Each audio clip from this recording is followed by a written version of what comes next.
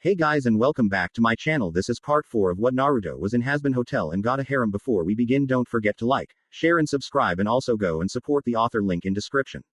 Sarah didn't release him for an entire hour. In all honesty, Naruto found it, well, kinda adorable, frankly, seeing someone so terribly towering be so crushingly clingy. During his tenure in the heaven, he'd grown somewhat accustomed to seeing Sarah as some primly proper princess, maybe a queen at a stretch, a beacon of leadership. Stern and stoic, utterly unflappable, unfazed by the world at large. Or so she seemed, until you roused her temper, then all bets were off. And what a temper it was. He couldn't remember the last time he had an argument with someone like her, a full-throated screaming match to end all screaming matches. It felt good to air all his grievances at her. Much to his surprise, she'd given as good as she got in return. Thus had they lanced the proverbial pus from the wound, as it were, and now things could finally start to heal. Definitely. Alright, hopefully. Possibly a maybe. Now here Sarah was, practically glued to his side as they gilded down the halls together, hand in hand, hip brushing his with nearly every other step. Every so often when she thought he wasn't looking, her gaze would stray down to him, just to make certain he was still there, as though she feared he might run off again the moment she let him out her sight. Then she'd nod to herself, mumble something under her breath and grip his hand all the tighter. It was like an older version of Emily. How could he not find that cute? Granted, he was sure Sarah would be fine without him for a little bit, but since she clearly didn't want to test that and risk exposing her corruption, he'd elected to humor her for now. After all, he couldn't blame her for being afraid. He'd treated the symptoms of her would-be falling, not the cause. That was his doing, apparently. And that, well, that was an entirely different can of worms to deal with. Thankfully, so long as Sarah remained in close proximity with him, she was fine. In other words, staying near him. Mostly via close contact. Ergo, touching. So much touching. Touch, touch, touch. She didn't want to let go of his hand. He'd tried convincing her, but that meant she had put a palm on his shoulder, which looked all kinds of wrong. And he was hardly about to carry her or, sage forbid, be carried himself. Neither of those were an option. He'd never hear the end of it. His ego, what little remained, would surely wither and die if that happened. He supposed he should count his blessings where he could. At least she was behaving. Sarah, as he'd soon learnt, was fussy. Fussy, feisty, fiery, a whole bunch of other words that began with the letter F, not all of them good. Still, the fact that she was acting this way at all was a sure sign that she trusted him enough to lower her guard around him in the first place, even if it led to them butting heads more often. Honesty was the best policy, you know. If their frank conversations led to them squawking at one another every now and again, so be it. Naruto risked a glance at her himself, considering.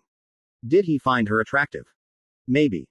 Sarah was tall and willowy in a way he'd seldom seen before. She moved with peerless poise and a grace that would leave even Carmen green with envy. Ironic, given he was fairly certain that one was a fallen angel herself, given her eyes, demeanor, just how fiercely protective she was of her daughters, to say nothing of her ability to mass-produce angelic steel in the first place. Nothing he could prove at present, however, so that thought went into the back of his mind for later.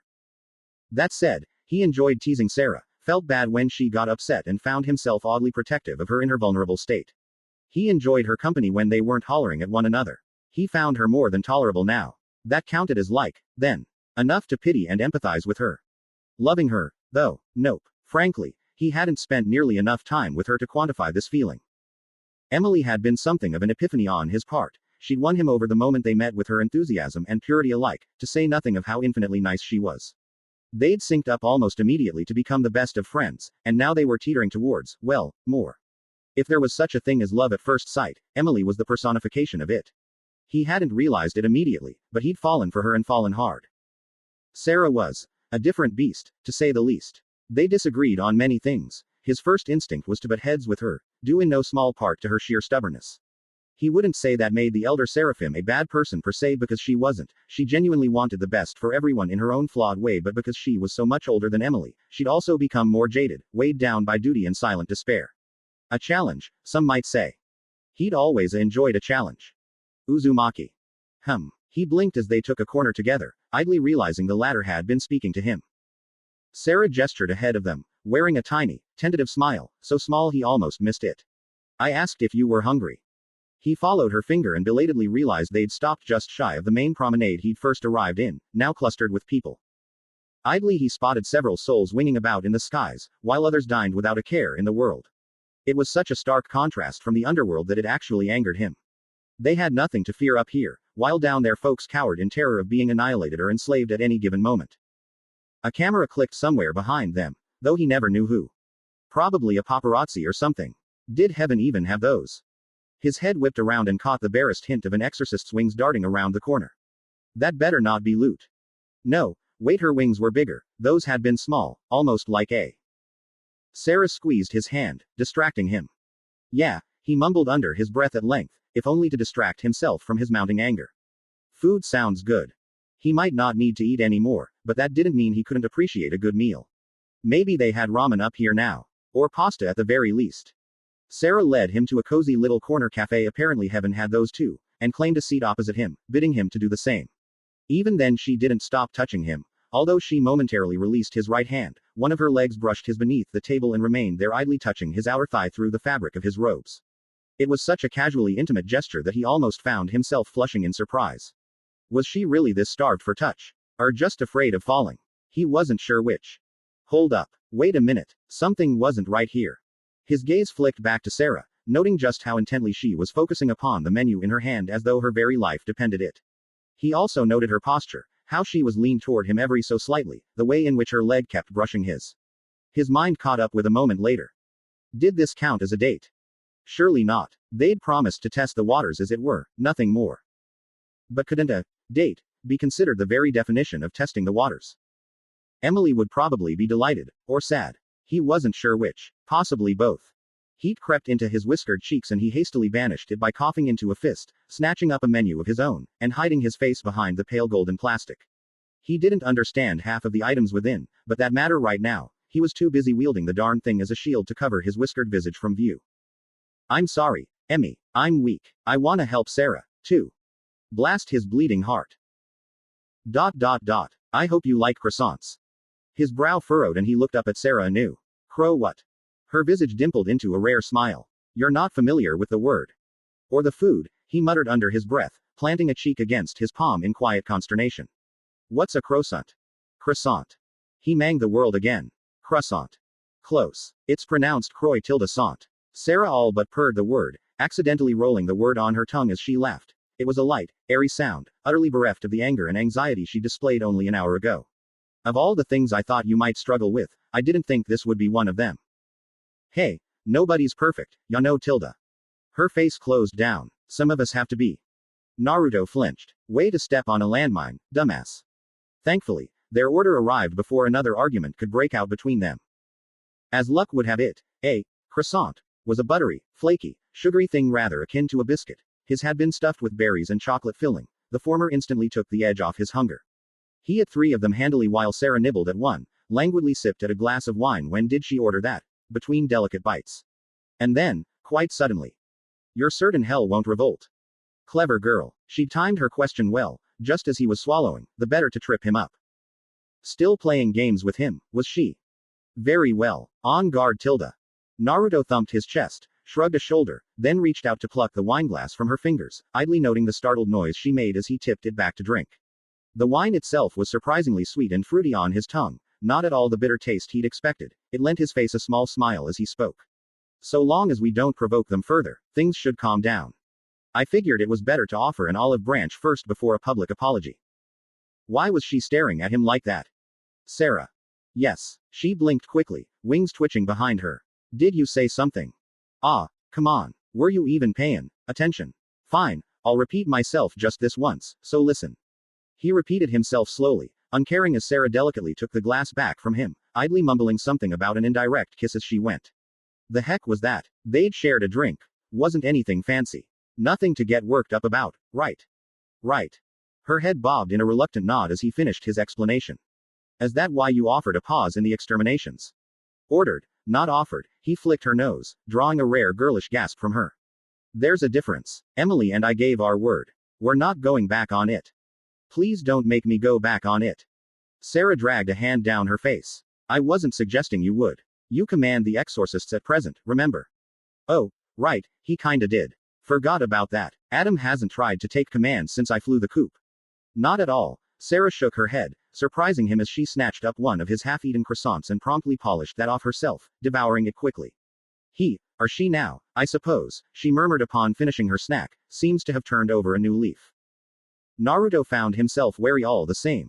He'd seen redemption others before, back in the elemental nations, but that wingy bastard.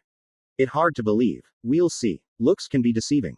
Sarah granted him a side glance. Weren't you the one who said we mustn't judge a book by its cover? He winced as he skirted past a cherubim. All right, ya got me. I'll have a word with the prick. She reached out to pinch his cheek. Language, dear. She realized the slip a moment later and they both flushed. Naruto wisely stepped over that landmine and kept talking. Hey, at least I'm not calling you names, am I? For which I am eternally grateful. She rolled her eyes. I still doubt this plan of yours, however. Giving them a year off from exterminations. And a chance to redeem themselves. Naruto pointed out quickly before she could further call his morals into question. It's a fair shake for everyone. I asked around. His hands tensed atop the table, fingers gripping at the tablecloth. Heaven slaughtered them for 7 years, Sarah. Thousands died. How could you allow that? She set her jaw. I was protecting our people. Not my. He'd call that an improvement, if she weren't so stubborn. By allowing Adam and Luke to kill whomever they pleased once a year. Her expression wavered. Hell was in revolt. And they've been revolting for the last 7 years, have they? He knocked another brick out the flimsy argument she'd thrust between them. I was down there, and so was Emily. Neither of us saw any signs of revolt. On the contrary. They're terrified of us. Sarah averted her gaze, unable to meet his stare. I stand by my decision. That's great. He smiled, baring his teeth at her. So do I. There ain't gonna be an extermination this year. Maybe not the next, either, provided things go well down there. Her eyes narrowed in consternation. You'd give the underworld free rein. What? He scoffed. No, not at all. What makes you think that? That's what it sounds like. For crying out loud. Naruto saw red. He wanted to shout at Sarah, or barring that, seize the seraphim by the shoulders and give her a good hard shake.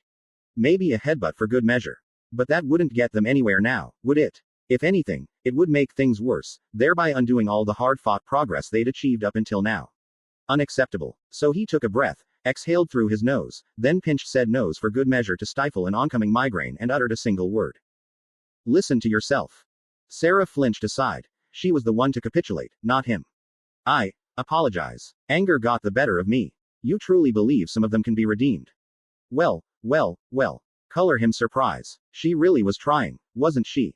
Under the right conditions, yeah. We won't know until we try. Her hand sought his over the table, and he allowed her fingers to flutter over his own. And if I fall by allowing this? Then I'll drag you back. She laughed, a short, bittersweet bark of laughter. There are some laws even you cannot break. What will you do if we're attacked? Attack them. That meant they could get up here. Something hardened deep within his chest at the prospect. I'll handle it. His remark seemed to soothe her, albeit only momentarily. That is good to hear. Hey, he waved a hand at her. I'm optimistic, not blind. Speaking of which, the rest of heaven still doesn't know about these exterminations, do they? Sarah's hand tightened around his. They do not, and I would have it remain that way. They needn't be burdened by this knowledge. Naruto's head hit the table. Sarah, no. Sarah, yes, she countered, standing firm despite his stern stare. I won't budge on this, Naruto. Ignorance is bliss. Ignorance also led to death. He'd seen it countless times before. Stubborn seraphim. And if they find out? They won't. He lowered his voice. But if they do? She huffed, realizing he wouldn't let the matter drop. Then I will apologize personally. Now it was his turn to scoff. You'll apologize. Sarah, it's been 7 years. An apology and a bunch of gift baskets ain't gonna cut it. We need something concrete if this all goes south. The heavens are not unprepared. We have means of defending ourselves and the souls under our care. Not what he meant. I don't doubt that, but you shouldn't unleash them prematurely. Luke would disagree. Too bad. He stuck out his tongue. She's not in charge. And even if by some miracle she were, I wouldn't let her go through with a harebrained scheme like this. With his free hand he reached out, firmly setting both palms atop hers. We have a real chance to make peace between the two realms and I won't let someone like her or those gods damned bees get in the way of that. Her eyes flashed. You'd exterminate them. Velvet. Probably not. He felt she could be redeemed. But her so-called partners. If they get uppity. Naruto snapped his fingers. In an instant. Velvet hasn't exactly painted a flattering picture about Vox, and from what angels told me about this Valentino guy. A muscle jumped in his jaw. Let's just say that moth's flying too close to the flame for my liking. Sarah scowled. What you're suggesting sounds little different from an extermination. No, he countered, holding up a finger to silence her. Under Adam, the exorcists targeted everyone in a wholesale slaughter. I'm talking about coordinated strikes against the worst of the worst, those who refuse to be redeemed, the so-called souls that delight in darkness, death, and depravity. We give them a chance to improve, several even, but if they waste them, or turn on us. He brought his hands together in a thunderous clap. Besides, he admitted in a softer aside, I've got a bad feeling about this Vox guy. It might be better to pull the plug on him and the V's early before he builds up steam. Anyone who annoys Alistair of all people is someone to be watched. Her brow furrowed. Alistair. Right, the two of you haven't met, have you? Frankly, you probably shouldn't. Haven't quite decided what to do with him. Sarah sagged in her seat, but he didn't miss the way she ran her thumbs over his knuckles. Honestly, I've half a mind to put heaven into lockdown myself until this year of yours is up. For the first time since he'd returned to heaven, a bloody beat of panic kicked at Naruto's heart. Don't you dare. Emily's still down there. I hadn't forgotten. Her face softened in a smile. I wouldn't trap her with those ruffians. This again. And now they return to the root of the matter. Sarah, they're not all bad, you know what? Fine. When her face adopted a mulish expression, he wisely changed tact on her with a sigh. So, theoretically, if you did put the heavens into lockdown, no angel would be able to fly up here or portal to this plane of existence. She clarified. This angel could. He puffed out his chest, wings bristling behind him. Please don't. Her hand seized his in a death grip over the table. Your battle with the Morningstar already damaged heaven's barriers, or have you forgotten? Really? She was pulling that card on him. Now, you sicked him on me, remember? Sarah opened her mouth to retort, and closed it in shame. I am sorry for that. Can we discuss something else? Gladly. He accepted the olive branch for what it was and burst to his feet, releasing her hands as he went. Let's take a day off. Sarah's brow shot into her hair and she laughed, incredulous. I beg your pardon. Nothing to beg for. He waved her words away with a waltz as he walked past her, idly tapping his feet against the floor as he went. It's in the past. We'll let bygones be bygones and move on. For now, it's important that we take some time to focus on what's important in life. The high seraphim faltered, averting her gaze, even as her wings bridled behind her. I don't think that's wise. I've already wasted enough time wallowing. He pressed a finger to her lips. Shut up. You know that I'm with you. That's enough of your spiral. Sarah squawked. Excuse you. You heard me. A vulnerable flicker of something flashed across her dusky visage, there and gone before he could hope to comment on it. She batted his finger aside. I appreciate all that, but we're getting off track. He quirked a brow at her, bemused by just how flustered she looked. Are we? Yes. Sarah slammed both hands down on the table, rattling their meal. You may be my pillar, and my heart feels fuller, but we're facing a war, and I don't know what to. Her voice broke off at the last, but he could surmise what she meant to say. To do any more. Lucky for her, he did. Keep moving forward. That was all anyone could do. He'd wing it while he could, anything to cheer her up in this moment. Shut up, he repeated himself, taking her fears and sweeping them aside like so much dust in the wind. You know that I'm with you. Her gaze tracked him like a deer in the headlights, eyes gone terribly wide, dare he say, excited even, as she watched him circle the rest of the way around the table and saunter to her side. But you're forgetting who you are. Sarah went still, looking like she might bite if he said the wrong word. And who am I? He swept an arm outward, cupping her chin, urging her to look him in the eyes. You're a star. Success. Mission accomplished. 100 points. Sure enough, a small, tremulous smile bloomed upon the high seraphim's angular face as he stepped away. The moment he did, she instantly ceased slumping and sat up straighter in her seat, practically squirming in place as she clasped her hands in her lap. Are you actually going to serenade me? Was it wrong to say that she looked absolutely thrilled in that instant? Because she did, like some lovelorn maiden trapped in an ancient tower, about to be serenaded by a bard. He almost hated to disappoint her, boot. Sorry, he winked, singing's not my shtick. Instead he took her by the hands and hauled her upright with a laugh, prompting a yelp from her. But this is pity. She laughed against him, matching his steps lest she be bowled over. You have a lovely voice. You'd be a fine singer. Someone kicked on a stereo nearby them, playing energetic music. Adam. Sneaky bastard. Good timing, though. Naruto scoffed. Not happening. I've become a decent dancer these days, though. Sarah frowned anew, momentarily at loss. What do you mean by goodness? Naruto absolutely cackled as he swept Sarah up into a tango. Let me show you what I learned from Carmen Tilda. What was this farce? The absolute gall of it all. From her rooftop vantage high above, Luke looked down on the tango below her. She grit her teeth, wings tucked in tight at her back. She couldn't believe what she was seeing, and yet, her eyes didn't lie. Unacceptable. How dare he show his face back here? Her fists clenched at her sides, golden blood welling up between her fingers as she glared bloody daggers at the duo below her. Does no one know who they're dealing with? Velvet hated asking for help. Call it personal, call it pride, call it whatever you want, she hated it all the more. It made her feel weak, reminded her of the old days when she first set foot in the underworld. But she needed this, or rather, couldn't do this alone. Fuck, she all but ground the word out under her breath. Whiskers owes me big time for this. Her phone vibrated in her pocket again, either Vox or Valentino demanding attention, but this time she ruthlessly silenced it. She didn't have time for those boys and their pissy drama show now, whatever they wanted could wait. Taking a deep breath, she reluctantly raised her fist and brought it down. Tap, tap, tap. She knocked on the door, 3 times for good measure, cursing herself with each attempt, gnashing her teeth in preparation of what she was about to endure. Odd, they usually answered on the first knock. Maybe they weren't home, in which case she could probably just piss off with her dignity intact, at the price of her plans.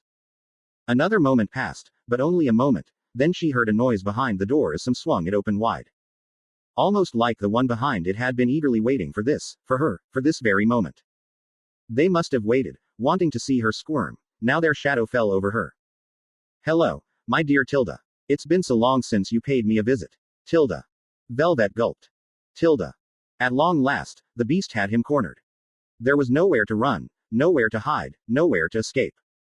This, then, as they say, was the end. He'd done his best to flee, really, he had. Alas, he'd simply run out of places to escape to. Goodbye, cruel world. This was the end. He never got to say goodbye to his precious egg boys. Hello, Tilda. Ack, she was here. Someone save me. A petite flicker of white and gray crossed his vision. Serpentius leaned back, then back again, serpentine spine pressed into the backside of Husk's bar as he found himself face to face, or rather with a faceful of all 5.5 feet of one very excited seraphim. 2 tiny hands took a hold of his and he promptly slammed all of his eyes shut, bracing himself for a painful demise. It never came. Pentius creaked one such eye open. I'm alive. Of course you are, silly. A voice of sweetest sugar crooned happily. I just wanted to say hello. So, hi Tilda. Daring to open the rest of his many eyes, he realized she hadn't attacked him. Hello. Husk chuckled ruefully and went back to cleaning his glass. I'd say you get used to her, but you really don't. Right, brave face. She seemed sincere. SSSSO, to what do I owe the pleasure? Charlie says you and Angel Dust are the closest ones here to redemption, but I've barely said 2 words to you.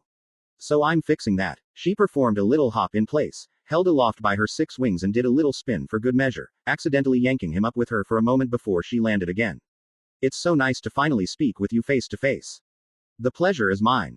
Emily squealed happily as she pumped her hands up and down, waving his arms like boneless jello. That settled it. This angel was entirely too friendly. Frankly, he would have preferred death. At least death made sense. Not whatever this was. What was he to do with her? So, the little seraphim inquired with a tilted of her head, just how close are you to being redeemed? URK. Not close at all. But then again, he couldn't exactly lie to an angel now, could he? Ahem. Pentius gulped as he tugged his hands from hers and coughed. About that, I'm afraid I really haven't made all that much progress. The hotel doors slammed open behind them as someone kicked them down in a shower of sparks and smoke, sparing him from further embarrassment, but at a cost. An eerily familiar figure strode in, hands clasped behind their back, face crackling with angry static, wires writhing behind his back. Velvet, you bitch. Vox stormed through, eyes blazing. Why the hell aren't you answering my calls? You. He paused at the sight of Emily. Well, another angel. Static crackled across his visage as he grinned. Didn't know we still had such exalted company. Now this is newsworthy. Emily tilted her head. Who are you? Vox grinned. Someone who's about to make you a star. Everybody panic. Pentius flailed his arms and thrust himself between the 2 of them before Emily could open her mouth. Just a moment. You can't be here. Vox craned his neck, wearing a shit-eating grin. Can't I, Tilda? Where was Alistair when you needed him? He could already see the storm clouds brewing as Vox leered at him. Emily, naive little seraphim, dealing with a monster like that. A master manipulator. A rage baiter, if you will. Alistair was bad, yes, but at least he had a vested interest in protecting Miss Charlie's establishment. This overlord was 10 times worse, if only because of his influence. Never mind Charlie, he couldn't let Emily anywhere near this person. It would end most poorly. He'd try to ruin her, or worst, corrupt her. Naruto would slaughter him if anything happened to his favorite seraphim. But what to do? Alistair was out. Carmen had retreated to her own abode. Velvet gone to get groceries. Charlie and her angelic associate were likewise occupied with post-coital matters. Husk was of no help at all, and Angel Dust had already ducked down around the sofa, not wanting any part of the chaos to come lest Vox summon Valentino on the spot. He was alone. He couldn't breathe. His vision was getting blurry. What had Naruto told him to do if another one of the V's arrived on their doorstep? He had left specific instructions, hadn't he? Blast it all. What were they? Aha. He remembered now. How could he have forgotten? Inhaling deeply with all his might, he threw his head back and hollered out at the top of his lungs. Kurama. Code Red. I repeat, Code Red. He was still speaking that last one when a crimson comet smashed down from the roof through the roof, to landed squarely between him and Vox, cratering the floor in a shower of smoke. Hey Tilda.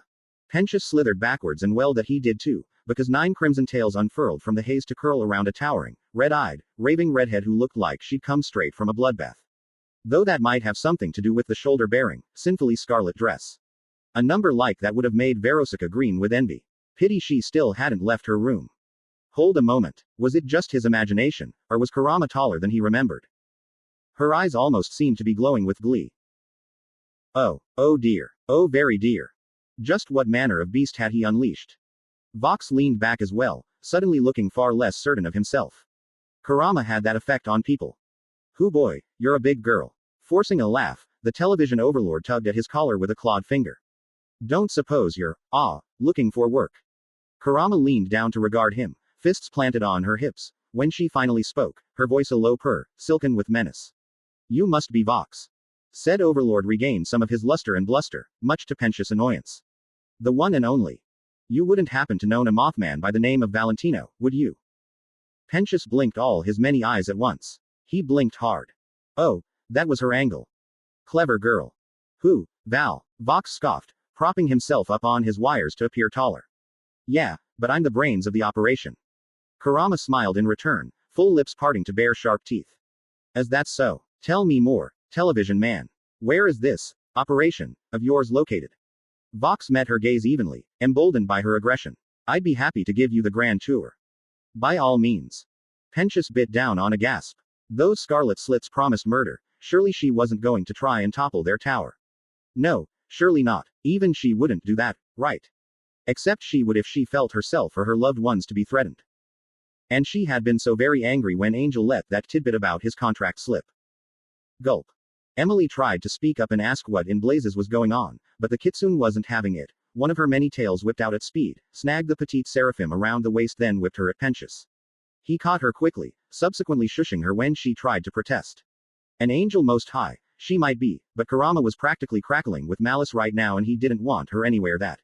In his haste to deal with an overlord he knew to be dangerous, he might well have unleashed something far worse. Who blew a hole in the roof? And then things truly went pear-shaped, because Lord Morningstar himself fluttered down through the ruined roof on all 6 wings, bathed in hellish light. As he looked on aghast, the cheery fellow alighted almost directly at Kurama's flank, planted his apple-clad cane in the floor and leaned upon it with a leer. Kurama glowered down at him. This isn't your concern, Angel. It is when you wreck my daughter's hotel. Buzz off. Pentious gulped. If Vox had been stiff before, he was outright petrified now. Seeing a single seraphim was one thing, a towering soul flanked by the lord of the underworld himself, however, who could insofar as Pentious knew likely smite him out of existence with a flick of his wrist. Alistair might have the backbone and the sass to immediately snap back at Morningstar, but his colorful counterpart hesitated, if only for a moment. It cost him, because Lucy pointed at him and unwittingly went for the throat. Who's this schmuck supposed to be? Vox absolutely twitched. Excuse me. Pentious snickered into a fist. Emily squeaked and squirmed in his arms, still wanting to be a part of the conversation, bless her simple soul. I don't know who he is either, Tilda. Kurama cackled. So you're the big cheese, huh? Seizing the initiative, Vox lunged forward, latched Morningstar's hand and shook it, throttled it, really. Nice to finally put a face to the name. Of course, he couldn't resist just one jab at him after all that. Shorter than I thought you'd be. Charlie's father ripped his hand away and looked him up and down with open scorn. And you are? Who exactly? He glanced to Kurama. Did we get another bellhop when I wasn't looking? Ouch. Right in the pride ring. Had to be feeling that one. Kurama's smile had entirely too many teeth for the liking of Pentious, and her reply even more so. He was just about to show me his tower. Lucy rounded on him with a grin of his own. Was he now? Not bad for a bellhop. Pensius quietly pulled out a camera from his coat and began filming. Emily poked her head over his shoulder. The media overlord bristled, blissfully unaware of them both now that he found himself faced with two very real threats to his reputation. I'm not a fucking bellhop. Oh, I get it. He recomposed himself with a forced laugh and a crackle of electricity besides. You're pulling my leg, aren't you? Ha, such a kidder. Of course you know who I am. I'm Vox, CEO of Voxtech. Most powerful sinner in hell. He sketched a bow now for good measure, left eye glowing. Ring any bells? You might have seen me on TV. Nope. Lucy tapped his cane down. Don't really watch TV these days. Vox leaned forward with a growl. Ha. Well you should. Morningstar reciprocated. Ahahaha, I won't. They butted heads, snarling at each other. Arrogant. Morningstar scoffed. Mouthy little mortal aren't you? Vox's smile died an ugly death. Excuse me. Does that screen of yours not have ears? Morningstar dug a finger in his own and made a show of inspecting the earwax he found there. You were a failure in life and now you're a failure in hell.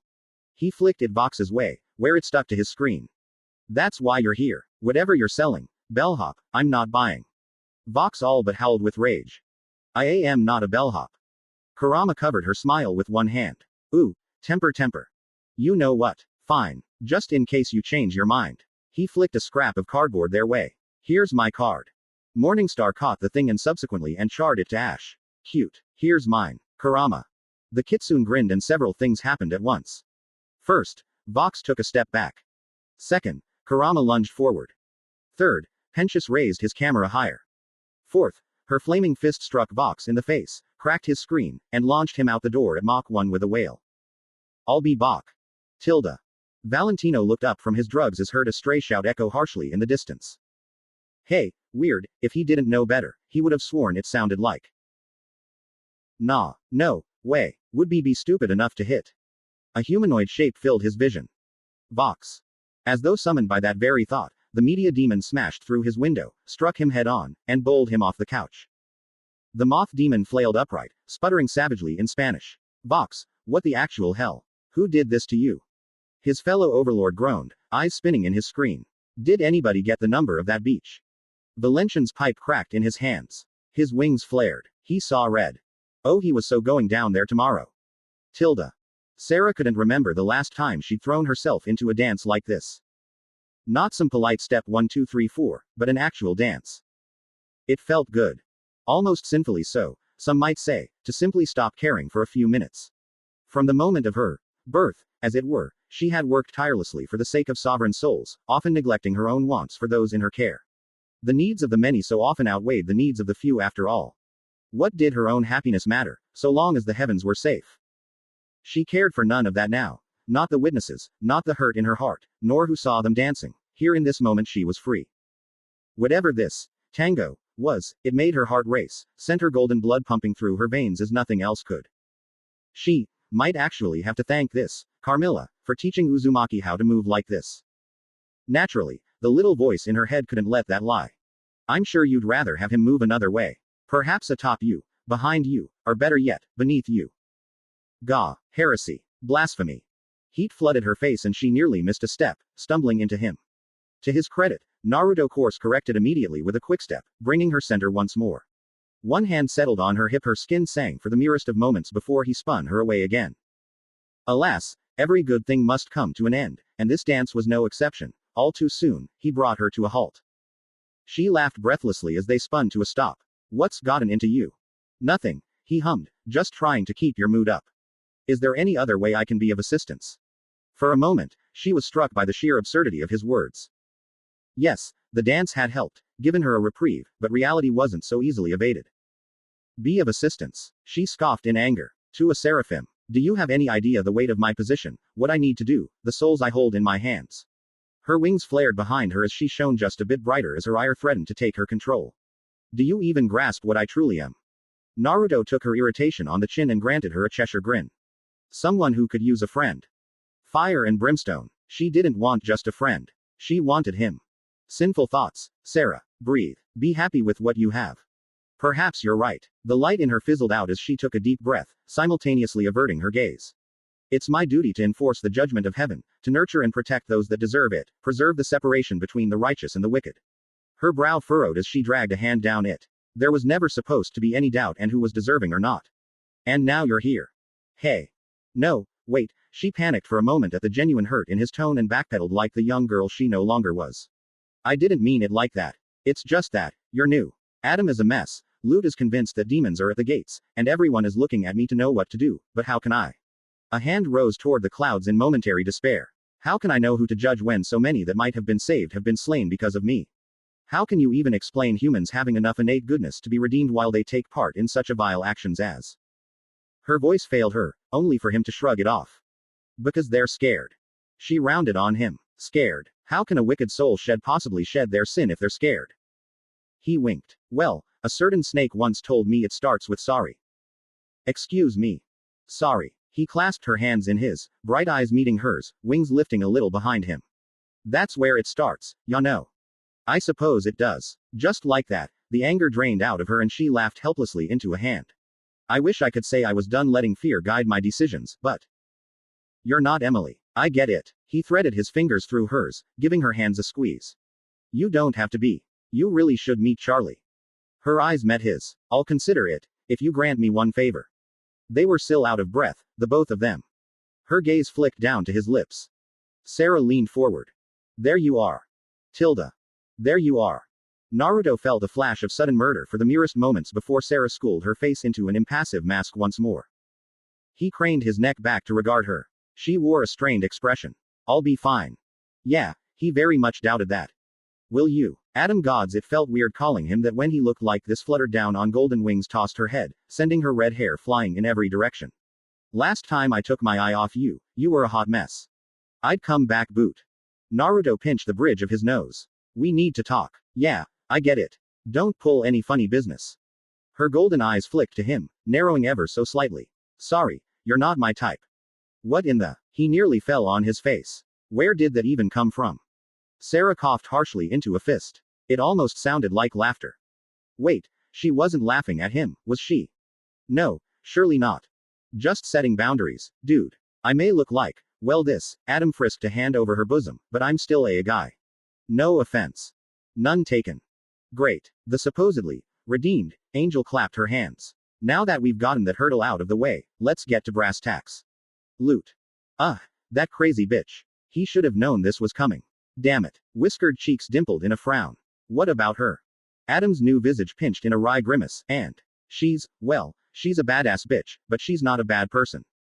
Naruto crossed both arms over his chest. She literally started stalking me the second I got back to heaven.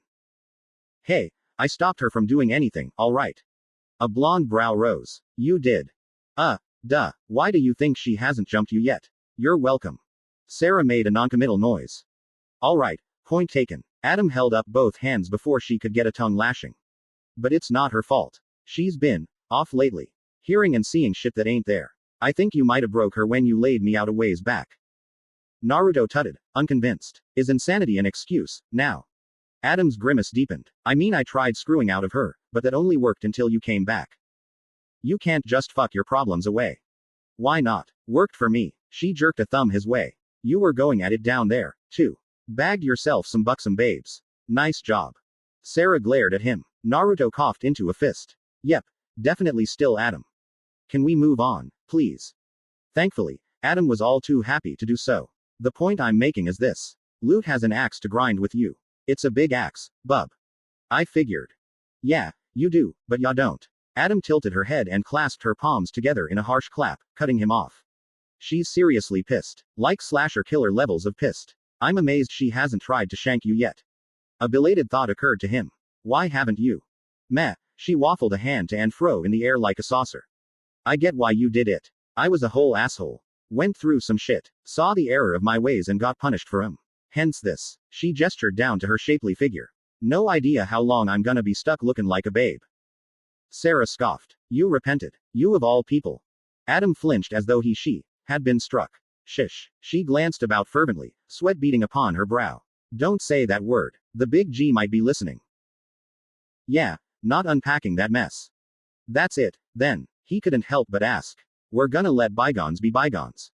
Pretty much, dude. Can I punch you, though? Naruto scowled. No. Come on. Just one punch.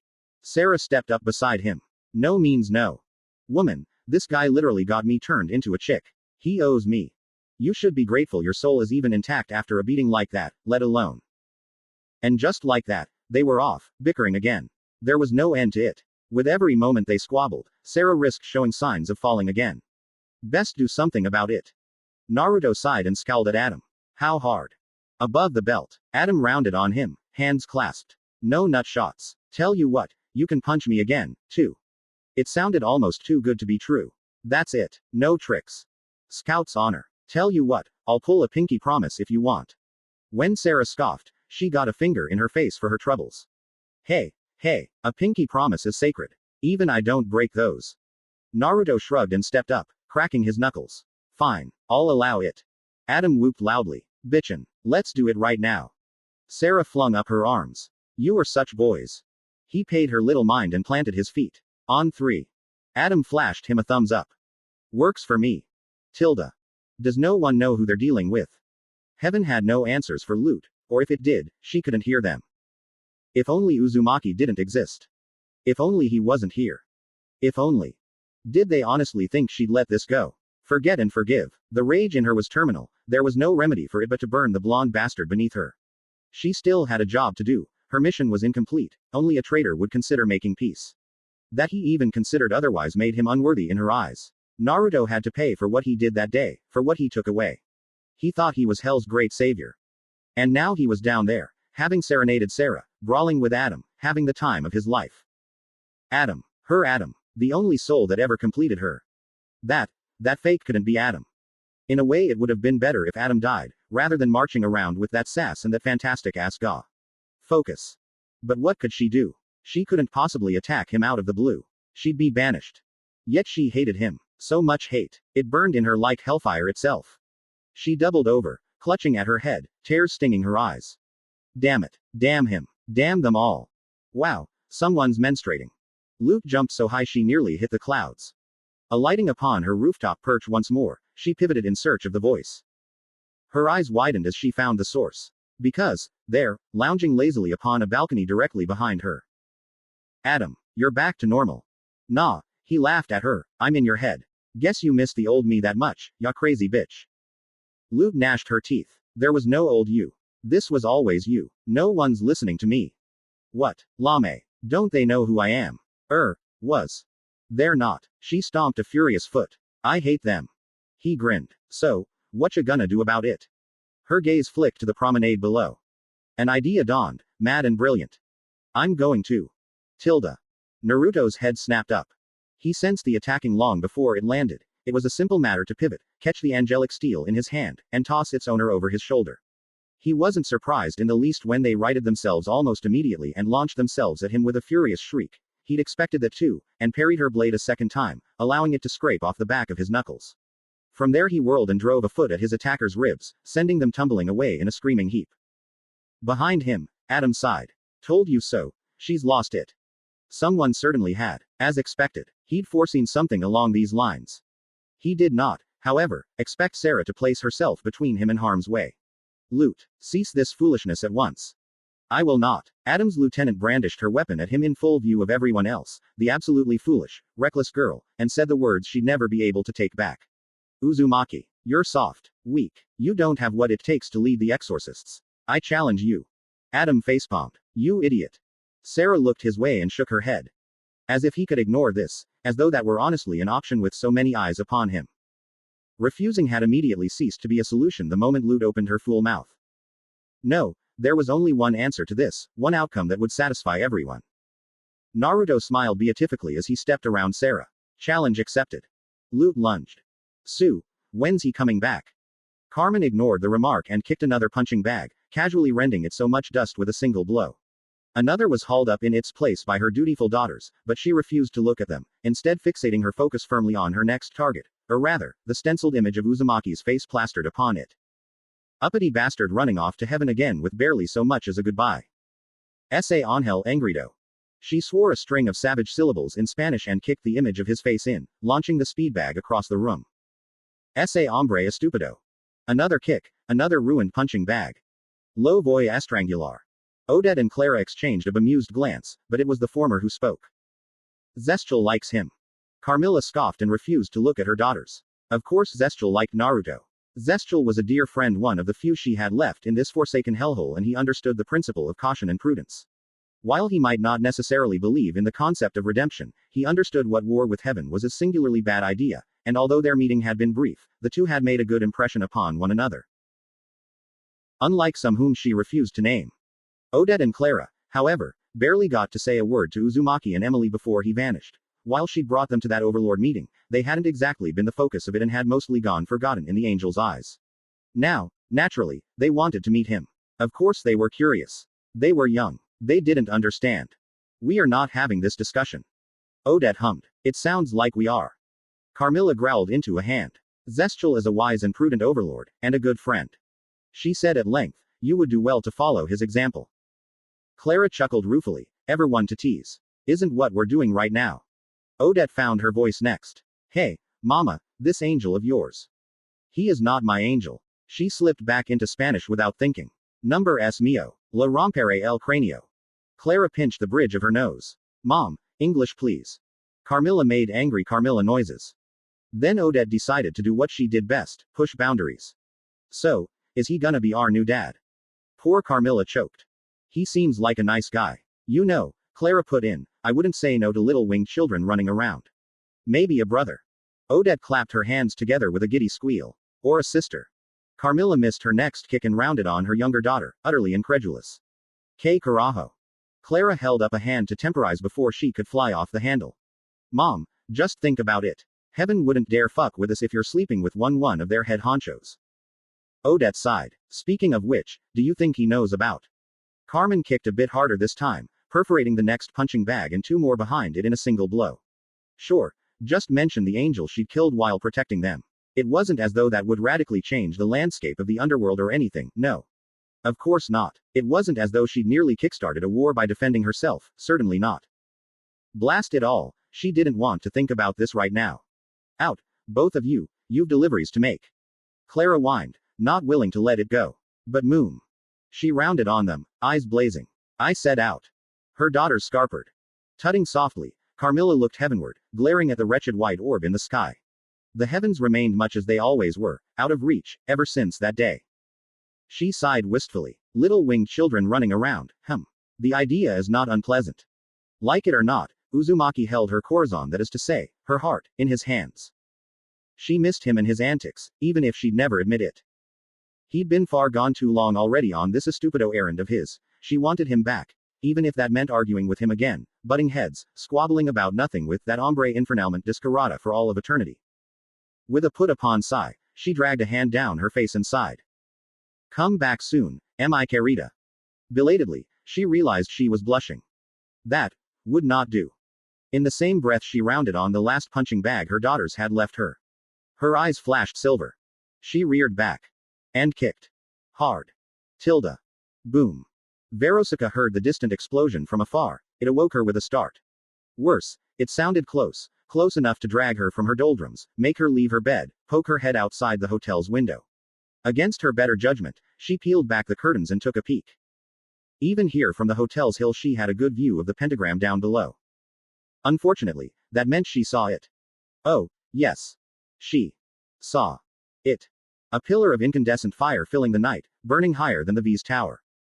Wait, that was coming from Carmine's district, wasn't it? The same Carmine whose daughter she'd slept with. Nope, Tilda. She wisely ducked back inside, dug beneath the bed, and didn't come back out. Someone knocked on her door. Oi, succubus. Angel Dust called from just outside. Whiskers is about to beat the wings off an angel. Wanna watch? Veronica poked her head out the covers. Naruto. Coming, Tilda. She heard the damned spider laugh. Ha. That's not funny. Tilda. Sarah stood conflicted. It was her position as head seraphim to protect her people at all costs. Just as it was Emily's position to keep him happy and joyful. Together they kept the tranquil souls of heaven calm and happy, safe from all harm. Heaven needed them, and she knew they couldn't afford to doubt themselves, let alone worry when they had their own soul to protect. That had been her view, once. But now the heavens quivered as she watched angel fight angel, and all the while, countless souls looked on in awe. Where was there any joy in this? Where was the protection? Where was the safety? The answer was simple. There was little to be had here, if any at all. Naruto was presently smacking Lute about like a drill sergeant would a raw recruit and then some, bulldozing her around the crowded promenade with ease, shoving her through clouds and buildings alike as though she were not but an amateur. Credit where it was due, he'd actively gone out of his way to avoid injuring anyone, and Adam was nearby to whisk anyone out of harm's way from falling debris. Never though she'd used those words together in a sentence, so there were no casualties to be had as of yet, but the fact remained that he was hardly taking this duel seriously. Yet despite that, or perhaps in spite of it, Lute was putting up a surprisingly vicious fight. She almost seemed stronger than before, strangely enough. Had she spent that much time training? A soul in heaven could improve their martial skills in theory, but so many exorcists elected not to, choosing instead to rely upon their near invulnerability and overwhelming numbers to bring down an enemy. It also begged the question as to whom she'd trained under. Surely not one of the higher angels. Even the elders would have scoffed at the notion. The idea of her winning this sounded preposterous. Naruto would triumph. Wouldn't he? Lute lunged. She thought this one was a particularly good lunge. She crossed the distance between her and Uzumaki in an instant, driving her freshly forged blade at his face with fearsome force. She was rather proud of it truly, especially the spin she'd put on it at the end. She'd run demons and overlords down with this move. Skewered countless sinners and enemies alike. She had him this time. She just knew it. She was sure this was the one. It had to be. Naruto stepped aside, let her rush past, and drove a knee upward into her stomach. 3 ribs cracked. Then it came. Pain. She didn't even have time to cry out before she found herself airborne again, launched skyward in an uncontrolled tumble. Flinging out her wings, she stopped short, arresting her momentum with a violent shout lest she soar too high and lose control completely. Not that she would, mind you. No matter how far she flew, she was certain this rage would never end. Eye for an eye, tooth for a tooth, evil for evil. He'd done more than hurt her. He'd ruined her life, interfered in her most holy mission, taken Adam away from her, filled her heart with hate. She'd never be satisfied until she hurt him back. Maybe she should take one of his eyes like VA. Wait, where was Uzumaki? Why hadn't he attacked her again? Glaring down at the crowded promenade, her gaze flitted right, then left, right again, now in search of her target. Naruto was nowhere to be found. Sarah had put up a barrier of sorts to prevent further collateral damage, while Adam, not her Adam, was busy ferrying wayward souls away from the fight. By the pit, she could even see Abel and a few other exorcists on the fringes of the crowd, trying to calm down some of the smaller, simpler souls with treats and cotton candy, but what she couldn't see was where Uzumaki had gone. Someone coughed politely, directly behind her. She bristled. When and how had he gotten behind her? Lute whirled, but it was too late. He was upon her. Twin hands settled upon her shoulders and clamped down with tenfold force, simultaneously locking her in place while causing the armor there what little she wore to creak loudly and painfully pinch her skin. An ancient, unutterable unease stirred deep in the pit of her stomach, made all the worse by what happened next. Warm lips brushed the outer lobe of her left ear, bring with them a low laugh. Thank you, Lute. Unease became anxiety when he failed to elaborate. What was he up to now? Straining her neck to look over her shoulder, she glared golden daggers at him. Why are you thanking me? Uzumaki didn't answer. Then again, he didn't have to. Because you see, he was still smiling. He'd never stopped. Not once. Nor since their battle began. Like that damn radio demon she'd heard about, only worse. Much worse. Smiling was practically the default expression of that so-called strawberry pimp, an expression meant to torment and terrify his victims. Naruto's smile was worse, if only because it made someone think they could escape their fate, be a better person, overcome their destiny. It inspired hope.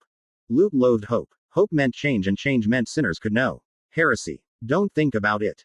Seething, she tried to pivot, tried to attack, tried to do something, anything, all for naught.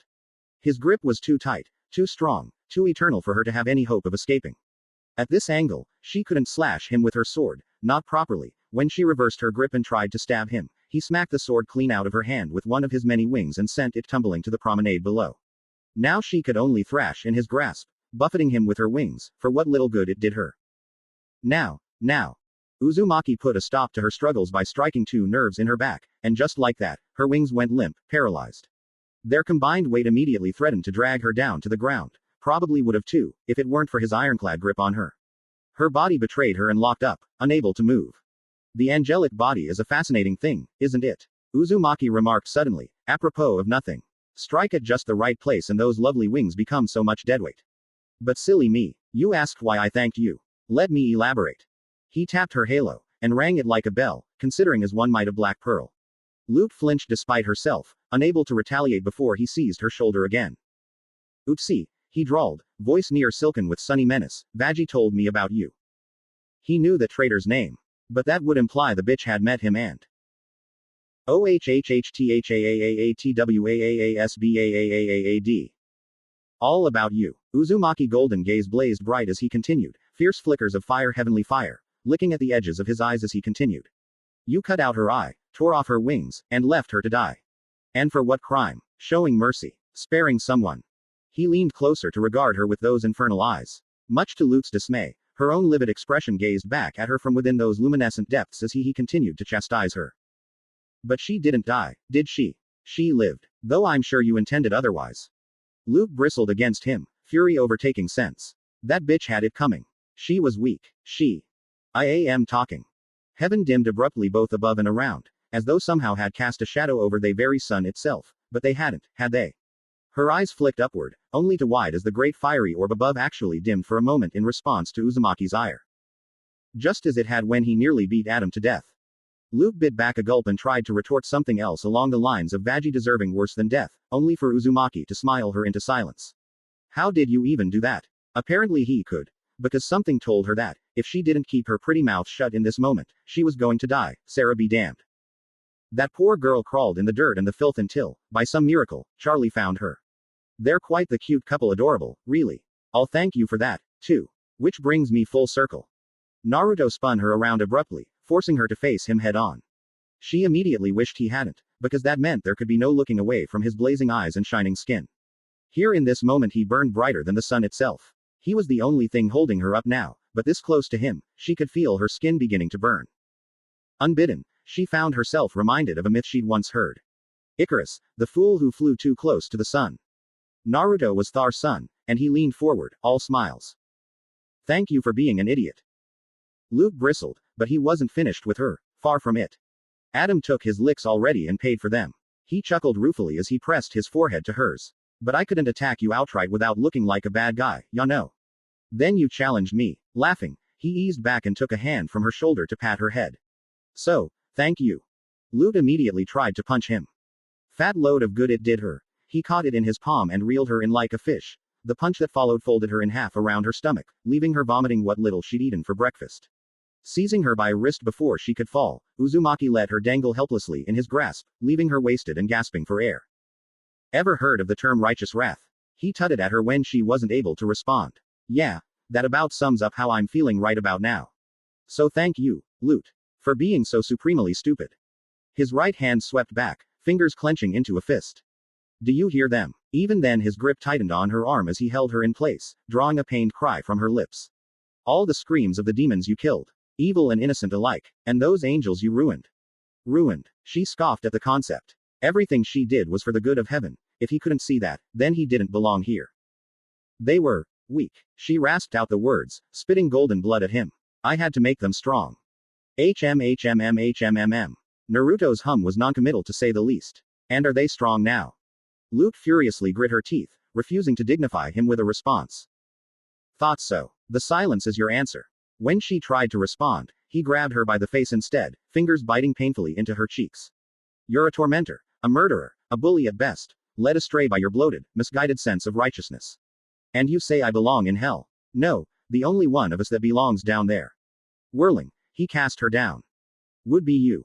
Contrary to popular belief, the buildings of heaven weren't soft. Nor were the clouds for that matter. She crashed through a sugar shop blech. She hated sweets. Struck the floor of heaven and tumbled across it, unable to do anything but roll in a desperate attempt to quell the pain. Her wings twitched as she sprang to her feet, sensation gradually returning, but the knowledge that he could take that away again horrified her. Even now her heart was hammering in her chest, not from mindless rage, but an altogether different emotion. Fear. When was the last time she'd been afraid? No. Fear was inexcusable. She was an exorcist. She was invincible. Immortal. Sorry about the shop. Naruto called out to Sarah from on high, voice ringing with laughter. Don't worry about it. I'll fix the place up in a jiffy. The high seraphim planted both hands on her hips. You had better. Ah, come on. Of course I will. Luke glimpsed her sword nearby at her feet as they squabbled, its golden blade embedded into the ground. It was so close. If she could just reach it. Naruto alighted beside her in a pointed crouch before she could take a single step, eyes blazing. Pick it up. It was not a request. Luke snarled, but didn't move, refusing to obey his command. Why should she? She didn't recognize his authority in the least. She'd sooner tear off her own arm than submit to him. Here. With a sigh, the many-winged angel ripped her sword from the ground and held it out to her. Pick it up. She didn't dare take the weapon from him, not when he was smiling like that. To reach out now would surely cost an arm. Exasperated, Naruto tossed it down at her feet. Oh, come on, pick it up. Here at last she knelt to retrieve her blade. Now it was finally free from his wretched hands. Even so, she never once took her eyes from him, not for a moment. He wouldn't get the best of her this time, she wouldn't allow it. Focus. If I can just land one hit. She threw herself at him with a snarl. Her blade passed through an afterimage. Cheeky bastard. Where was he? Clenched knuckles barreled into her cheek from the right at speed and sent her sprawling across the promenade. A lone tooth, a canine tooth, whistled through the air, spitting golden blood. She knew it belonged to her at once, if only for the sheer, crippling pain that followed. That one was for Veggie. Luke righted herself as Naruto stalked forward, hating him, his words, everything he represented. I'll bring that bitch your head. Her world inverted as he kicked the back of her head. When had he gotten behind her again, forcing her face into the clouds? Fire and brimstone, but she didn't even see him move this time. She skidded forward, tearing a trench in the promenade before finally coming to rest against a building. Through ringing ears, she heard her tormentor tut loudly. That was for all the angels you've broken over the years. She blocked a punch with one of her wings. It hurt, and pivoted to stab her blade down into his shin. Her sword pierced him through. Yes. He evaporated into so much smoke. No. What in the hells was that? Where was he? For every sinner that deserved a second chance. A blistering backhand flashed across her face faster than lightning to dented her cheek again. This time, he sent her spinning into a wall. Dragging herself upright to lean against the badly fractured wall for balance, she belatedly recognized the signage above and realized where she was, or rather where she'd come to rest. She was outside Adam's studio, the place where he kept all his guitars and music records from countless conquests. They'd made sweet music together here, shared so many drinks after successful exterminations. Damaging such a place felt like sacrilege to her, driving her thoughts into a darker spiral. Kill him. I'll kill him. I will kill him. I don't care what it takes. Uzumaki could have attacked her then, finished her off while she was disoriented. That he didn't spoke of hubris, arrogance, and pride. She would not make such a mistake. A shadow fell over her. Luke looked up and found Uzumaki swooping in to strike her again. She tensed and braved her blade in both hands, ready to defend herself against his attack. Except he didn't attack, that is. Rather than bowl her down again as he'd been doing for the better part of 5 minutes now, the so-called angel alighted upon a nearby lamppost to loom over her. He stood proud and tall upon it, casting her in his shadow as he flared all 10 of his wings and looked down on her. His smile still remained, but now it had adopted something of a pitying expression, as though she weren't worth his time. Always looking down on her.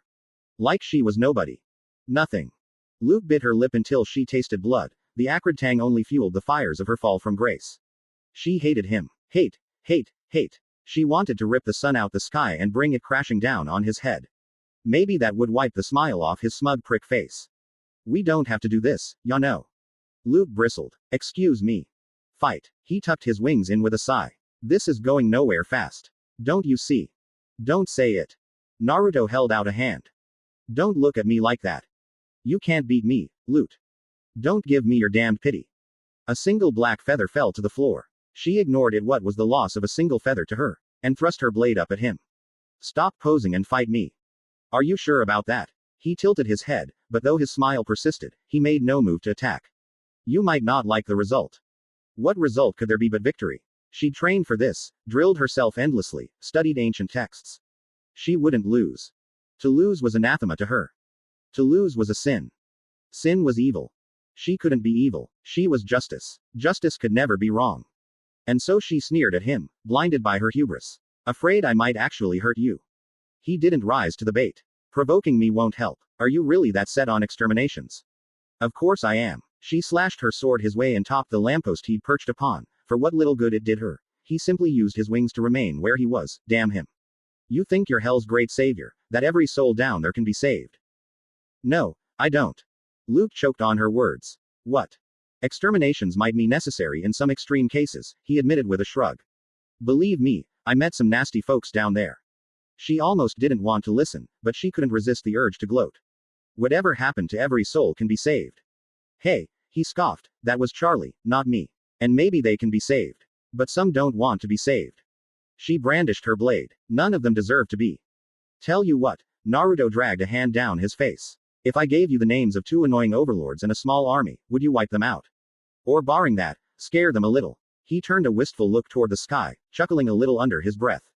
Wouldn't that be fun? We'll call it a test run. Lute lowered her weapon, momentarily mad and incredulous by his request. You're mocking me, aren't you? Not at all. His smile gleamed at her in the sun. Vox and Valentino could do with a nasty surprise. She didn't know those names, but then again, it didn't matter now, did it? Bloodlust bayed within her, howling like a hound, and with it, wrath. Was this her chance? She'd still be allowed her exterminations. A chance to punish the wicked as she saw she could use that to wipe out others. It wasn't as though Uzumaki could prove anything. She'd have plausible deniability. He wasn't asking her to cast aside her pride or take orders from him, not really, and it would still be an extermination, just in a more limited scope, for now. Naruto offered her his hand. What'd you say? Wasn't this what she wanted? Lute inched forward. He's lying, Adam hissed in her ear, her own paranoia made manifest. Don't trust second you leave, he'll close the gates and lock you out of heaven. Panic reared its head in her blackened heart. He wouldn't dare, or would he? Maybe this was his chance, his excuse to be rid of her once and for all. She stomped a foot. No, they're all scum. They all have to die. Ever sinner and hellborn alike. I won't rest until they do. Naruto frowned. Who are you talking to? None of your business. He stared at her, looked past her now, and sighed. Poor girl. You've gone mad. Not pity. Not from him. She couldn't bear the sight. You're afraid. The sudden remark startled her. Of you.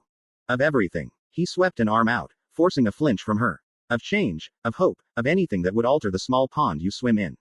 Because that's what you were at the end of the day, just a guppy swimming in a tiny little puddle, terrified of what might be beyond it. You were meant to be more than this. And you were supposed to be on our side. I suppose we're both disappointments, then. She spat at him. The only disappointment I see here is you. If you say so. He chuckled ruefully. Look, I'll be the first to admit that humans are odd. We think that order and chaos are somehow opposites and try to control them. But there's grace in their failure. I think you've missed that. She slumped with a sigh. They're doomed. They are. His nod surprised her. But a thing isn't beautiful because it lasts. It was a privilege to be among them. Now I'll do my best to look after them. As though he could. As though she'd let him. As if. Lute sneered at him. You're unbearably naive. Well, I did get my wings recently. You're just a coward. Fine. His smile didn't fade. Not once, yet now there was an undeniable edge to it. Have it your own way. His wings snapped forward as one, and the subsequent gale that followed blasted her backward. She couldn't help but stagger in the face of it. When the gust cleared, finally allowing her to stand again, she beheld a dark shadow in his eyes, a grim determination that promised only one thing. Violence. Or rather, extreme violence. I'm gonna trample you now. He informed her primly. Remember, you asked for this. To the naked eye, Naruto didn't move. His body flickered and then he was before her, his face mere inches from her. Lute snarled and slashed at him, only for him to sweep her legs out from under her with one wing, spin her in the air with another, then drive a heel palm into her collarbone for good measure. Momentum tossed her around and into the very wall she'd been leaning against, shattering it. She barely heard the noise, just as she scarcely felt the pain. She was so angry she couldn't even see straight, left heaving angry breaths as she leaned upon her sword for balance. I hate you. You hate losing. Naruto circled around her, once again making no move to finish her off. You're not used to fighting someone stronger than you. But I suppose that's what you exorcists do, isn't it? Attack, attack, and attack again. She needn't see his face to know his voice was all but dripping with scorn. How has that worked out for you? She whirled and slashed at him, only to meet smoke. Another false copy. He reappeared behind her, clicking his tongue in admonishment. You stormed in here thinking you could take me on and win back what you'd lost. But you can't. Now you're losing, with all of heaven watching. Do you even have an endgame here? Or are you lashing out like the child you are? Lute swung her blade back, only to find her wrist ensnared by his hand and yanked backward. Uzumaki planted his foot against her back. Then he yanked. Pop went her shoulder. She doubled over with a yowl, clutching her dislocated limb. And let's not forget what happened with Adam. Uzumaki loomed over her as she scrabbled for her blade with her good hand. You didn't even think to ask your boss what happened. No, you were so determined to have a shot at revenge. Angry tears coursed down her cheeks. Shut up. If only someone could have warned you against such a miserable idea. Quick as a flash he ensnared her chin, forcing her to look him in the eye. Oh, wait. Lute saw her death in his gaze. I did. Uzumaki released her, stabbed a finger against his chest, hooked it around and jabbed at her fractured collarbone to shove her backward, all but spitting every word. I asked you and the exorcists to hear me out. But you pushed ahead and you lost your mind when all you had to do was calm your tits and listen for once in your life. Lute snarled and reset her shoulder, snarling in pain. You think you're entitled to everything because you're angry, but anger isn't enough. You can't just be strong, you have to be smart. He poked her forehead, forcing a flinch from her. You can't just be deserving, you have to be worthy. His hands seized either side of her face and squeezed, fingernails biting painfully into her cheeks. But all you have ever been is an absolute bitch. Lute whirled and tackled him into Adam's studio. Uzumaki rolled his eyes and allowed it with a sigh, even let her throw him against a wall. The moment she had him pinned, she slashed at the roof above, bringing the entire thing and the records above tumbling down on his head, burying him in rubble and glass besides. Or had she? Maybe he'd run away. Storm's coming. She stomped forward, snarling out every word, ready to skewer him the second he dragged himself. I can see the clouds. No running's gonna save you now. The glass ceiling broke high above them, showering her with shattered shards. Oh, Lute, whoever said I was running? Oh, F you.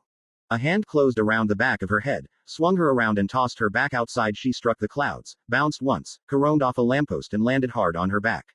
Her wings protested immediately, but she had other concerns, because a snarling sphere of light came whistling through the air and smashed down into her gut. Lute saw stars. Also blood. Lots of it. All hers. It feels good to be angry, doesn't it? Naruto's voice rang eerily in her ears as he advanced. She could just make out his shoes through her swimming vision. You don't have to take responsibilities for your own failures when you're too pissed to see straight. Lute spun and slashed him across the face. He caught the blade with one finger. One freaking finger. As she looked on aghast, he folded that finger over the length of her blade. In that horrific moment, several things happened at once. First, a terrible trench opened across her torso as he cut her down with his free hand. Second, her weapon violently exploded into countless shards of holy steel, leaving her clutching a dull hilt. And third, well, one of those stray shards flashed across Lute's vision and wounded as she was, she couldn't move in time. That shrapnel struck her in the right eye. It burst like an overripe grape, leaving her to crumple to the ground with a scream, blood pooling from her face. Oh gods, the pain. She couldn't think, could barely breathe. Are you frustrated, enraged, humiliated? His voice never wavered, not once reflecting the glee he was surely feeling as he tormented her. Do you hate me? Despise me? Clutching her ruined face, she screamed at him. Shut up. He tutted, serious once more. I will not, dear girl. You did this to yourself. She flinched beneath his glowing gaze, wounded and beaten. You have no idea what I've been through. What I've suffered. Lute. No. She clambered to her feet, warding him off with her free hand as she howled in agony. Don't talk to me. You won't seduce me with your silver tongue. Here at last, Uzumaki's smile dimmed a little in confusion. Who said anything about seducing you? Get your head out of the gutter. It was too much. She went wild, slashing at him with what remained of her shattered sword. You mouthy little mortal.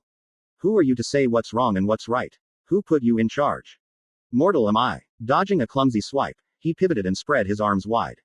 Then by all means, strike me down. Silence me. Test your theory. See what happens. Do it. Sarah shouted a warning somewhere behind her. Lute, don't. Yeah, what she said. Adam hollered his agreement wholeheartedly. Calm your tits. She ignored them both. You think I won't? I'll show you. Naruto sighed. Yes, you certainly will. You silly girl, so full of anger. Such hate. I pity you. Lute lashed out. Pity this. Rather than retreat, Naruto stepped into her attack. You don't even realize what's been happening to you for the last 5 minutes. She slashed him, but something drove her back. Her blade struck an unseen force field, leaving her to balk. She caught sight of herself in a shattered storefront window then. What? Her wings had always been black in part, as was her halo. She was an exorcist's. It was simply how she appeared. But now there was more. Much more. She could scarcely see a single speck of white amongst the dark ink. But worse still was her halo. It was cracked, no, crumbling, falling apart in her very hands. And her wings. Another black feather. And another.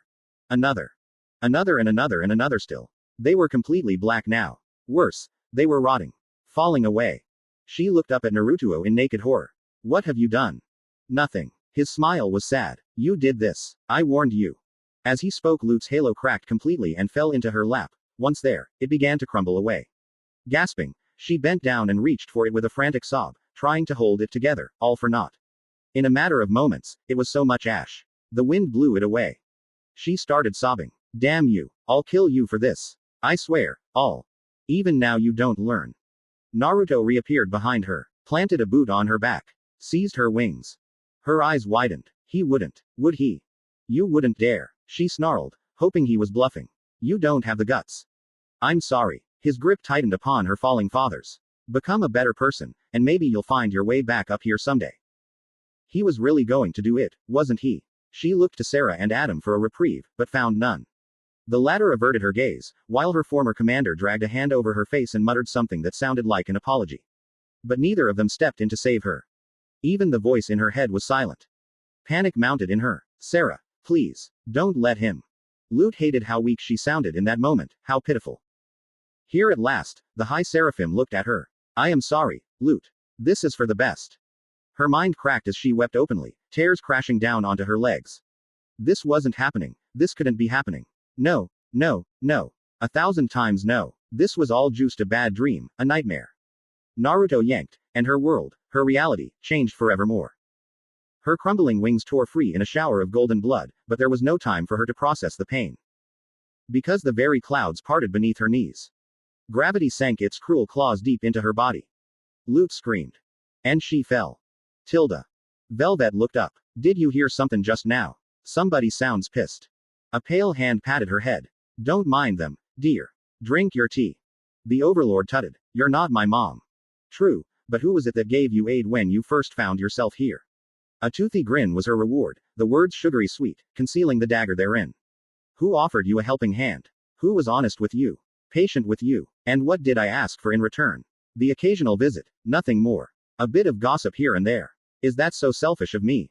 Way to pour on the guilt. She'd always been good at that. All right, I'll drink the damn tea. Her host smiled. Good girl. Now tell me more about this angel. Hell no. Velvet grimaced and choked down her drink, looking away as she did. I'd rather not. No. A lone finger-bearing black nail polish tickled her chin, simultaneously lifting her head and forcing her to meet her patron's eyes. Sounds like you could really do with a little reminder of who you're talking to. Vaggie wasn't quite sure why she took off running, only that she did. She wasn't afraid or anything like that. On the contrary, for the first time in forever she found herself smiling. Why? She wasn't exactly sure. Excitement. Anticipation. Had someone asked her in this moment, she wouldn't have been able to answer.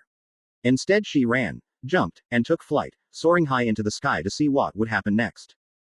She simply wanted to be there, had to see for herself the moment it happened. She waited for a moment, looking to the heavens above. She needn't wait long. Sure enough, a screaming fiery comet fell from heaven, pierced the sky and flashed across the horizon. No one else seemed to care or even notice for that matter. Sinners fell down all the time. Someone probably assumed this was just another case, albeit an explosive one, crashing down somewhere in the pentagram. That falling star smashed through at least 3 high-rise buildings before it finally reached ground level. With her newly restored wings, it was a trifling matter to follow the wreckage to the source, weaving her way through charred buildings and around broken bodies. They'd come back until she finally found that which she sought. It was so easy to think this was just that, just another sinner come down from earth. Vaggie knew better. Even from here, she could see the hunched figure amidst the rubble. Lute. Because make no mistake, that was Lute down there, sprawled, twisted and broken. In her left hand she clutched a broken sword with barely 3 inches of golden metal to its name, more a ruined dagger now than any true weapon.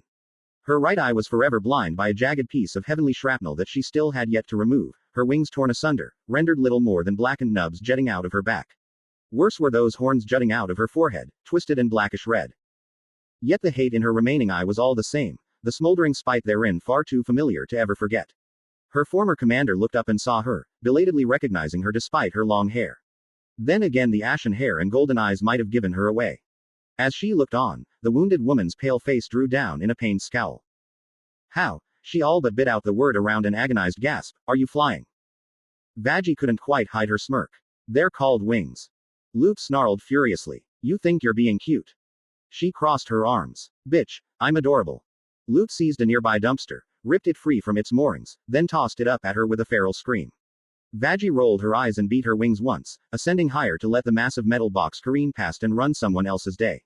Seeing the bitch like this already made her day. The outraged noise her enemy made in the wake of her ascent was simply the cherry on top. Calm down. Don't antagonize the psycho bitch, Vaggie. You're not here for that. She was here to make certain Lute wasn't a threat. Shit, she hadn't phrased that right. She knew Loot was a threat, but she had to make certain she wasn't a threat to the hotel. Honestly, if this hypocritical psycho wanted to run around stabbing sinners and annoying overlords, Vaggie honestly didn't give a shit. She'd never tell Charlie that. As far as she was concerned, Naruto had the right of it. Some souls could be saved, and desperately wanted to be, while others didn't. Vox and Valentino came to mind. But back to the bitch. She was winding up for another toss. Better dodge that. Can you not? Vaggie resisted the urge to unsling her spear as she swayed aside from a thrown brick. I ripped your wings off. Yeah, you did. She fought down a flinch at that bitter memory amongst countless others and forced herself to keep smiling in the face of Lute's dismay. I got better.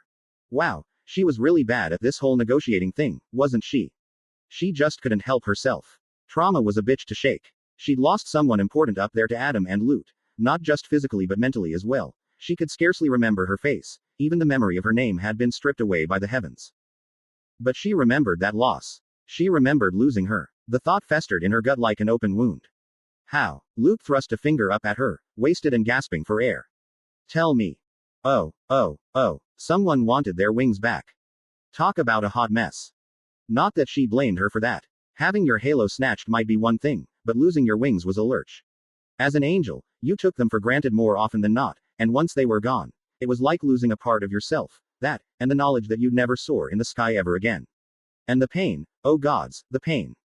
An old phantom ache shook Vaggie's shoulders, seemed she wasn't over that before she banished it with a shake of the head. Breathe. She was fine. Naruto had restored her wings in her eye, and while she might never get her exorcist halo back, she considered herself well rid of the blackened thing. Answer me. Gods, but Lute could shriek, couldn't she?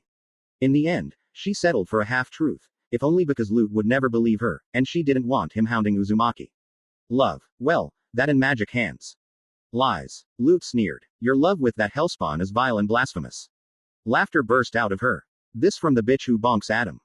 Lute's gaze blazed red. Don't say his name. Vaggie quirked a brow. Did he die? No. Worse. Lute settled down, shoulders slumping, if only for a moment. It was him, wasn't it? Uzumaki. Always sticking his nose where he doesn't belong. A bitter laugh tumbled past her lips as she hid her face in her hands, sighed once, then peeled her fingers away to glare up at her once more. Why are you even here, traitor? Have you come to gloat? Vaggie made a pinching motion between her thumb and forefinger. Maybe a little. I thought about killing you, honestly, but maybe it's better to leave you like this.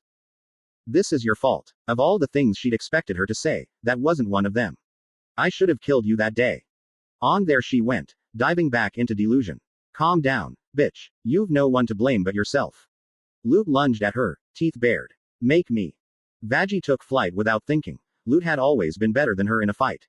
Faster, more ferocious, you name it. Even wounded as she was, she could just be so darn quick.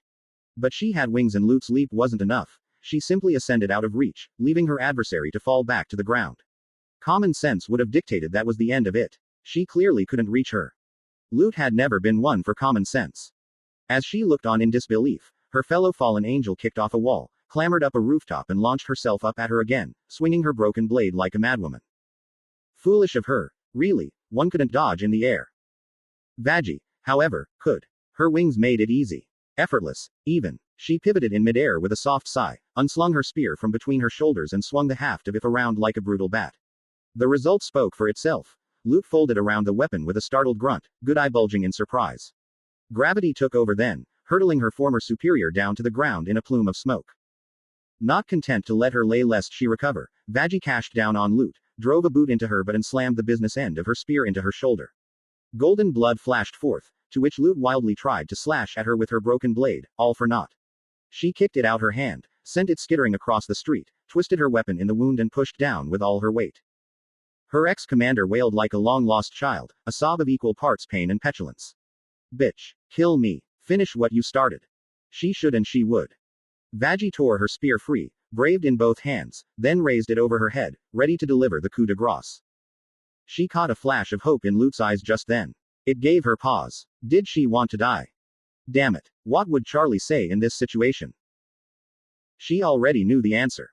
Seriously, you're pathetic, you know that. Lowering her weapon, she spat in Lute's face. Ready to die rather than accepting mercy. No, she shook her head. Live. Crawl in the dirt and survive, knowing that you only do because I let you. This failure that you and Adam cast aside beat you. Beat me. Ha. Lute leered up at her, blood on her teeth. Too afraid to finish what you started, traitor. She wanted to. Gods, how she wanted to finish this. Her hands ached for vengeance. Kill her. You can lie. Say it was an accident. No one will ever know. But she would know. Do it. Luke kept goading her, making no attempt to escape whatsoever. Strike me down. You'll never get another chance like this. Vaggie exhaled harshly. Luke's grin practically split her face. Kill me now, before I gut you and your hellborn bitch. She imagined Charlie's hand on hers. Vaggie, no, don't sink to her level. You're not like her. You're better than this. You're not a monster. Shaking her head, she stepped back. I meant what I said. Live. You always were like this. Weak. Luke dragged herself upright, hissing the last word at her like a curse as she crawled toward her broken blade. You always will be. You hide your weakness in a cloak and call it mercy. Ruthlessness is mercy upon ourselves. Vaggie froze with a gasp, utterly rooted where she stood. So did Lute, because a peal of almighty thunder had just rumbled overhead. And unfortunately for you, I'm not feeling all that merciful at the moment. Vaggie looked up, and immediately wished she hadn't, because she realized they weren't alone anymore. With a crackle of foul fire and lashing lightning, a morning star descended. It wasn't Charlie. Vaggie wished it was, but, well. No such luck. It was easy to think. Lucy, as Naruto so fondly called him, was harmless. He'd reassured her of such, and Charlie even more so. She'd gushed about how great he was. Dad's great, really. I'm so glad I reconnected with him. He wouldn't hurt a fly. Morningstar really wouldn't. While most of the Pride Ring cowered in fear of their lord and liege, truth be told, the King of Hell was really just a depressed, duck-loving husband who dearly missed his wife. A dreamer who dared to dream a dream too big, a lonely father desperately trying to reconnect with his daughter, which he'd only just managed to do. So yeah, a bit goofy, but usually harmless. He wasn't now. Not now with his horns out and his eyes bloody red, all six wings flared in crimson on white relief. His tail crackled in the air with a sound akin to a whip-splitting flesh, forcing a flinch from them both. As they both looked on aghast, he conjured a wicked golden glaive of light between his hands and gave it a sudden spin, casually obliterating a nearby empty building before their very eyes. And speaking of eyes, were those more eyes staring back at her from within the depths of his coat? Well, that settled it. Somebody was getting fucked. And no, not in the nice way. Look at you, bitch. Charlie's father all but crooned the last word, gaze firmly fixed upon Lute, voice rumbling with all the cadence of his station. Acting out like you want teacher's attention in this eternal detention. Well, I hope you had your fun, but now it's time to ring the bell. Lute crawled backwards as Morningstar alighted before her. Pride cometh before the fall, Grinning, he planted both fists upon his hips and leered at her, wearing a snaggle-toothed grin. Now then, what did you call my daughter? In all the years since she'd known her, Vaggie couldn't remember the last time Lute was stricken silent. Not that she could blame her right now, mind you. She wasn't even the focus of Morningstar's ire, and she already found it difficult to breathe. Worse, Charlie's father only had eyes for her former commander, and everything in those blazing red orbs promised pain. Honestly, it was a miracle Lute was able to speak at all. You. Me Tilda. Morningstar chuckled hoarsely, wings flaring behind him. Welcome to my kingdom. He grinned with absolutely all of his teeth at her. You must be the uppity little shit that maimed my future daughter-in-law, insulted my actual daughter, and also pissed off my potential future son-in-law. Oh fuckity fuck. Wait, what was that last bit about son-in-law? Had he just... On second thought, maybe don't say anything right now. Morningstar looked pissed. Better Lute than her. Lute must have realized some measure of the danger she was in too, because the color absolutely drained out of the angry angel's already pallid face. She took a step back and warded her broken blade before her with trembling hands, the first real sign of fear Vaggie had ever seen from her. Don't you dare touch me. If you lay so much as a finger on me, the agreement with heaven is off. The elder Morningstar tilted his head. As ordained by whom? Sarah. AHP. He held up a finger to forestall her protest. Let me stop you before you get ahead of yourself, Lilac. That's not my. 1. Morningstar promptly pushed said finger against her lips as he sang over her merrily, You're not an envoy of heaven anymore. He dug that finger deeper, causing a bead of golden blood to well up beneath his fingertip. 2. Unfortunately for you, my daughter isn't here right now, and as for number 3, well.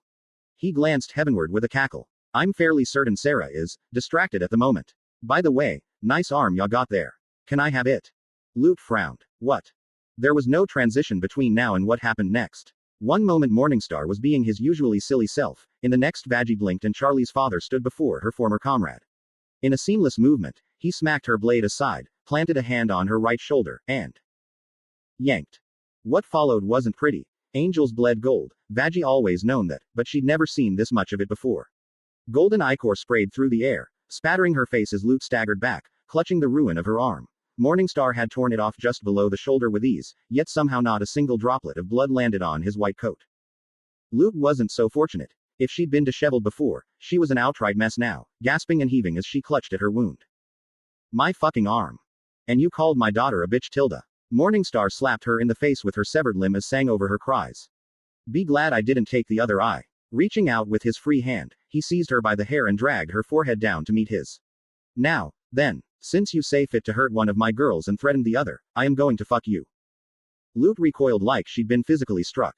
Excuse me. Girls. Duh, that was kinda sweet, actually. He already considered her part of the family. Gah. Focus. Vaggie coughed into a fist, unable to help herself. I think you mean fuck her up, sir. Ha. Morningstar dropped his scary voice and momentarily released Lute to glance over his shoulder at her. Isn't that what I said? Vaggie shook her head fiercely.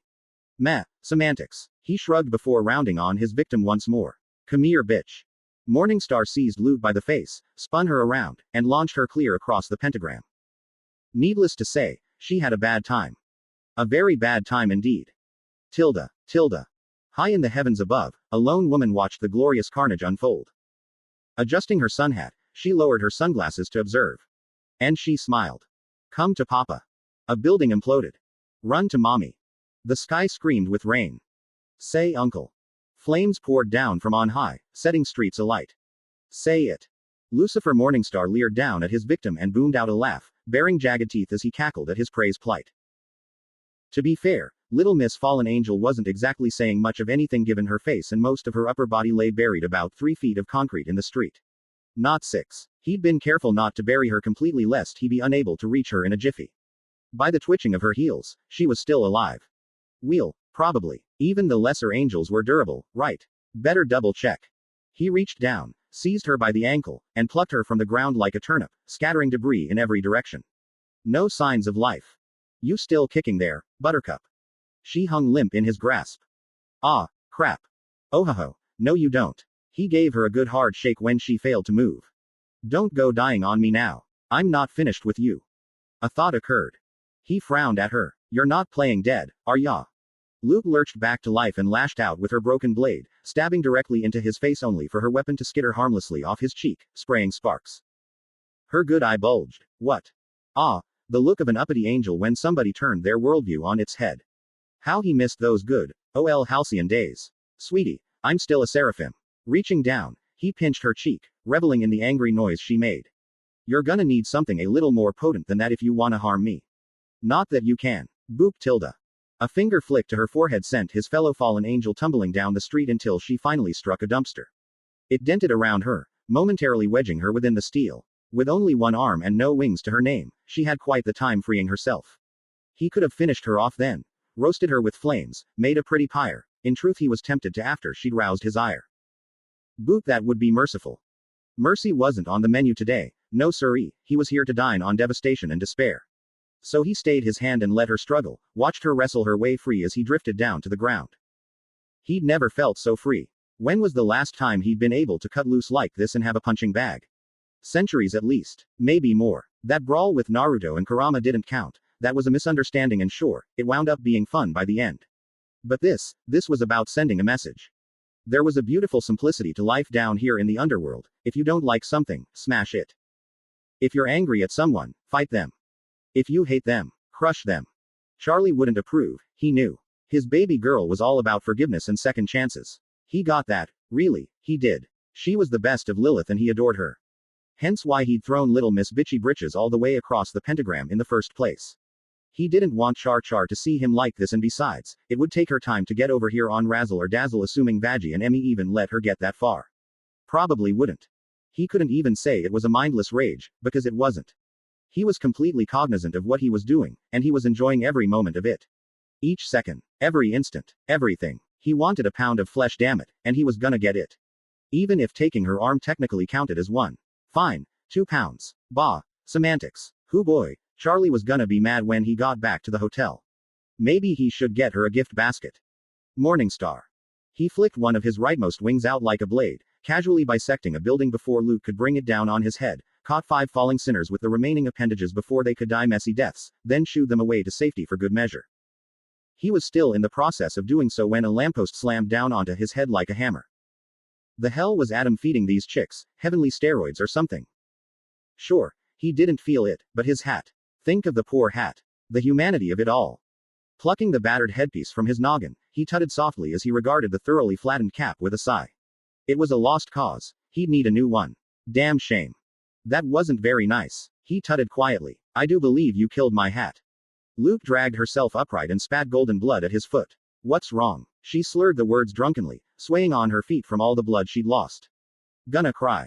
A small part of him wanted to, yeah. Lilith had made that hat for him. Another piece of his past, scattered to the wind. Even if he fixed it up with his magic, it just wouldn't be the same. And now this uppity little bitch who hadn't even existed back in his day had the gall to laugh at him. Ha ha ha no. His eyes bled completely red. I loved that hat. Luke lunged at him again, like a moth to the flame. She simply couldn't help herself. It was her very nature. Sashaying to the side, he kicked her into a building. Hey, nobody said he couldn't harm buildings. Just as long as he didn't kill the squishy sinners inside said buildings. Most of them had fled by now anyway. When she bounded upright and went on the attack again, not big surprise, he didn't even deign to shapeshift. He simply caught her by the heel and whipped her into yet another building, leaving a decidedly loot-shaped impression behind. Sinners fled at the sight. One of them might have been an overlord, judging by the size of their soul. He wasn't sure. Hard to remember who was and who wasn't these days. Lucy let them run like the rodents they were. Best to have them clear out so he could rage to his heart's content. And besides, this was good for his image, wasn't it? Naruto's words drifted back to him unbidden. Don't be sloppy with your secrets. Not with Vox lurking about. Just a word of advice, ya know. Oh, and if by some chance a certain someone winds up down there, have fun. Good angel, that one. Had he planned for this? Or was this just a contingency? That kid might be dense and noble as a brick sometimes, but he had some good points. No wonder Charlie liked him. That had confused him in first, but hey, if she liked girls and boys, who was he to judge? It might be kinda nice, having a grandkid to spoil. Luke groaned into the bricks, drawing him from his doldrums. Lucifer laughed, spirits soaring. Oh, right, forgot about you. Alley-oop. Whirling around and shifting his grip to her ankle, he whipped her into the street, spun about, then performed the process sevenfold, slamming her into the asphalt like a ragdoll before finally leaving her wedged there, dazed, thoroughly concussed, staring up at the sky. A low wheeze parted the fallen woman's lips as she struggled to breathe through a collapsed lung. He scoffed at her and planted a boot in her belly. Puny angel. When she didn't immediately retaliate, his mind began to wander again. It had been doing that a lot lately, focusing on happier thoughts. And who could blame it? Uzumaki reminded him of, well, himself, before the fall. Bright, sunny, happy, so full of ideas, and not afraid to share. He had the power to back it up, too. Honestly, if it came to a full-on fight between the two of them again, he wasn't sure who'd win. But that didn't matter, because insofar as he was concerned, they were never gonna have that fight. Naruto was his buddy, his pal, his compadre, one of the few people whose name he cared to remember and bothered to care for. And he was nice to Charlie. If his baby girl wanted a threesome or a menage a trois or whatever the kids were calling it these days, fine. What his Char-Char wanted, his Char-Char got. But first. Grinding his boot into Lute's exposed stomach, poor thing, her uniform was practically in tatters after all those slam attacks he leered down at her. Gonna say uncle yet, Lisa? Lute shrieked. That is not my name. No. He reached down to tousle her hair. Frankly, you're whoever I want you to be at this point. Vile creature. She growled up at him, glaring with her good eye. I command your respect. No, he sneered, you demand my attention. Luke most assuredly did, which was fine. He wasn't done with her yet. Honestly, killing her was probably a no-go. Sarah could be so prickly when it came to death, but he didn't need to kill her, did he? There were worse things than death. He could already see the twisted horns on her head, and the fingers of her remaining hand were slowly curving into claws unbeknownst to her. Even her teeth were sharpening into fangs. He almost pitied her. Almost. The more she fought, the more she warped herself. Hell had a funny way of doing things. Vagatha was that her name. Had scarcely hanged a wink down here, because she'd held to her belief. Finding love also helped. Ah, but Lute. Luke did exactly what he expected of her, indeed the only thing she knew how to do. The second he let her up, she sprang to her feet and started attacking like the mad dog she was. I don't have to take this from you. Her broken blade carved a cage of golden light around him, seeking his face again and again and again, all for naught as he weaved around her attack, You racist, cisgendered, patriarch propagating, misogynistic pig. Morningstar caught her sword between two fingers, diverted it with angelic grace, and drove it down into Luke's right thigh. A shower of golden blood flowed forth, fountaining into the air. Ooh, that one was gonna be bleeder. Luke buckled with an agonized cry and sprang away on her healthy leg, for what little good it did her. The only thing she'd bought herself was distance there. Not time. Hers had been up the moment she badmouthed his precious Char. He'd simply allowed her to believe she had a chance. But now the game was nearing its end. The funny thing is, he raised his arms at his sides for maximum effect, gotta be spooky, and advanced after her, teeth gone sharp and eyes glowing red. Under any other circumstance, you might have had a point there, Miss Lily. Lemme just correct ya on a few points. His shadow grew larger with every step, threatening to swallow Lute up even as she backpedaled. There was no escape. Eventually, her back hit a wall, leaving nowhere for her to go. She stood there, good eye wide, quivering as drew closer and closer. Oopsie, my wife is a woman. Luke tried to speak and failed. We had fun in the 40s. Luke finally faltered. I hate everyone equally. Luke whimpered as Lucifer flared all 6 of his wings for full effect, towering over her despite the difference in their stature. And there's no alive who can comprehend my duck preference. His arm snaked out literally, and seized a hold of Luke's neck, reeling her in like a fish on a line. Fishing. Hadn't done that with Charlie in a while. Might be fun. See if they could catch a few sharks. Might do that after he beat the bitch out of this, well, bitch. So in other words, Miss Lilac Lisa Lily whatever your name is. His fist barreled into Luke's face at Mach 6. Check your privilege. The impact dwarfed all others before it and sent her careening into the street, carving out a smoldering trench for miles before culminating in a crater spanning half a city block. Good thing everyone had run for their lives, else he might have killed some sinners with that one. Probably had some leeway there, though. After all, he'd been aiming for loot, and it wasn't like he'd been trying to smite anyone else. That said, time for the coup de grace. Much to Morningstar's surprise, Adam's lieutenant was somehow still alive when he found her. Sure, looked a mess, but she was still breathing. Not bad for someone who was already missing an arm, an eye, and her wings beside. She wouldn't be walking without a cane for a while, not with the state of that leg either. And yet, despite all that, she managed to stand up. Kill you. She rasped the words out, staring blankly ahead. I'll kill you. Gonna kill you all. He watched her rip her sundered sword free from her leg, uncaring of the heavenly shrapnel she left behind in the wound. What a waste. She was barely conscious even if he had been holding back, and already she'd shown more grip than most souls he knew. Such a terrible waste indeed. He alighted beside her, hovering just out of arm's reach. Everything's better with a song, wouldn't you agree? And why not? Besides, he was in a great mood. He couldn't possibly stay quiet. Snapped his fingers, he conjured rock music with his magic. Stop me if you've heard this one before, bitch. Luke stumbled toward him, slashing clumsily. Tapping his foot, he dodged to the beat 3 times before lashing out. You're acting out like you want teacher's attention, but I'm the principal of this eternal detention, Tilda. He swept her legs with one wing and smacked her into the sky before she could touch the ground. I hope you had your fun, hun, but it's time to ring the bell, Tilda. He laughed and rang Luke's for good measure, clobbering her upside the head to hurl her back to the dirt. Ding ding, Tilda. She powered upright and punched a beam of holy light into existence that was new, only for him to deflect it in her face and send her skidding across the street. Bitch, you've gotten way too big for your bitches, now I'm gonna have to put you in stitches. A flick of his fingers conjured 6 spheres of lightning, each of which out and struck her head on, electrocuting her, further scarring her face and rendering her hair a frizzled mess. Just in case y'all have forgotten who's the motherfucking king of hell. Luke tried to start up with a song of her own, something about gravity or other, but he wasn't having it. 'Cause I'm the serpent. I'm the flame. So speaking, he brought a towering viper of fire crashing down on her head, rendering her words a garbled shriek of pain. The mortal world is afraid to say my name.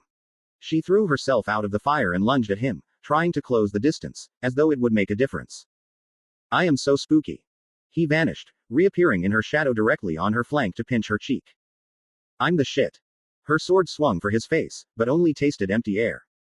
I am a living aspect of the Tilda Phi Tilda Night Tilda. Peppering her body with fierce fireworks for every syllable, he flung her to the ground and dove after her, attacking her from every angle, shredding away the last of her uniform alongside her dignity, flitting away time and again until she finally crashed down to a knee, one arm warded protectively over her bare bosom. So scream all you want, little Miss Broken Henchwoman. There it was, the fear in her eyes, the naked horror as she realized the enormity of what she was up against. She'd finally realized her place, and with it, how completely, utterly outclassed she was. Good. I'm nearly a god. And who are you? A fist swung down, wreathed in flame. Just a dead. His phone rang. Morningstar stopped short, just shy of finishing her off. Luke's eye rolled up in her head as her body shuddered from the near miss. By now the rest of her was broken and burnt mess, not even remotely recognizable as an angel anymore. The sudden shockwave of his aborted attack caused her to pitch over onto her side with a bloody gurgle. She did not rise again. He stomped down on her neck just to be sure. His phone kept ringing. Loudly. Only a select few denizens in the underworld had his number. It might not be important. But then again. Hold on, he addressed what may or may not be her corpse. I need to take this Tilda. Alas, in his haste, he unwittingly answered it without checking the caller ID. Errors were made, and they were his. He hoped it wasn't Sarah. Please not Charlie. Anybody but Charlie. Then again it might be Lilith. By the light, he hoped it was. He missed her dearly. Shit, had she seen his rampage just now, wherever she was? What if she was pissed at him? What if she wasn't coming back because of it? What if? In the end, panic got the better of him, as it often did these days. Ah ha ha, he laughed nervously. Sweetie, I can explain. Heya, bossman Tilda. How's it hanging Tilda? Nope, not Charlie. Not Sarah either. Nor Lilith. Ah, crap. Of course the sins would notice. He hadn't exactly been subtle up here. What you want, Asmodeus? He snapped, voice losing its demonic luster. I'm busy. Besides, didn't we agree to let things be? That was before your buddy made an angel fall from the heavens and you started kicking her around like a soccer ball. I couldn't care less, but the others are having a hell of a time over this, and you know how OL Red gets when someone ruffles his wings. Ah, shit, they knew about that, did they? Just his damn luck. Well, they want to meet him. And this fallen angel. He balked. Wait, they want to do what? With who? He glared down at Luke's prone form. Still breathing somehow. Damn it. Anger sparked in him. I'm hanging up. Wait. Asmodeus must have sensed it too, because stammered a little. Boss, I know you're the sin of pride and all, but please don't blow us off. Everybody misses you. We want you back. But it was so annoying hold court. He'd left for that very reason. Why couldn't the damned dragon do things for him? Sides, the other sins miss Charlie. URK. That was the nail in the proverbial coffin for him. Fine. He pinched the bridge of his nose. I'll figure something out. Don't start the waterworks on me.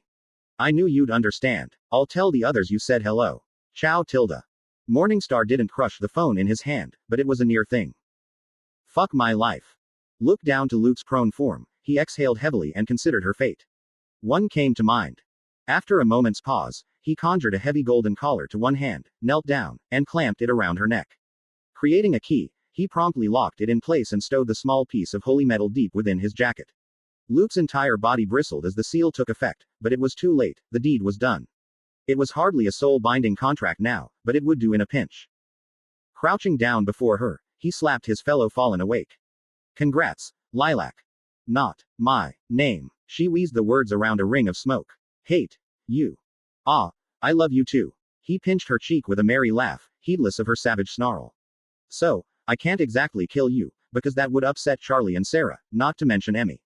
Can't go wiping your mind either, that's a big no-no down here.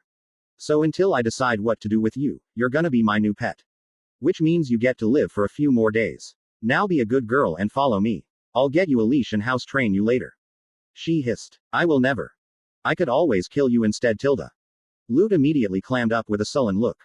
Reckless and angry she might be, but she didn't want to die. He patted her head. There's a good dog. Now. Ha Tilda. She absolutely twitched. Tilda. Valentino heard the earthquakes and ignored them. Why in the hell shouldn't he? Not his problem. Vox was still out cold after the smacking he'd gotten, and Velvet was nowhere to be found. He had the tower all to himself. Which meant he was free to take matters into his own hands. Lucky Tilda. All he had to do was get his guns, storm down to that hotel and wham. Victory Tilda. When I get my hands on that no-good whore. Wait. The pistols weren't in his wardrobe. Valentino swore up a storm. Where are my guns? Who the hell hid my guns? Tearing open a cupboard, he failed to find them yet again. A string of angry Spanish syllables filled the tower.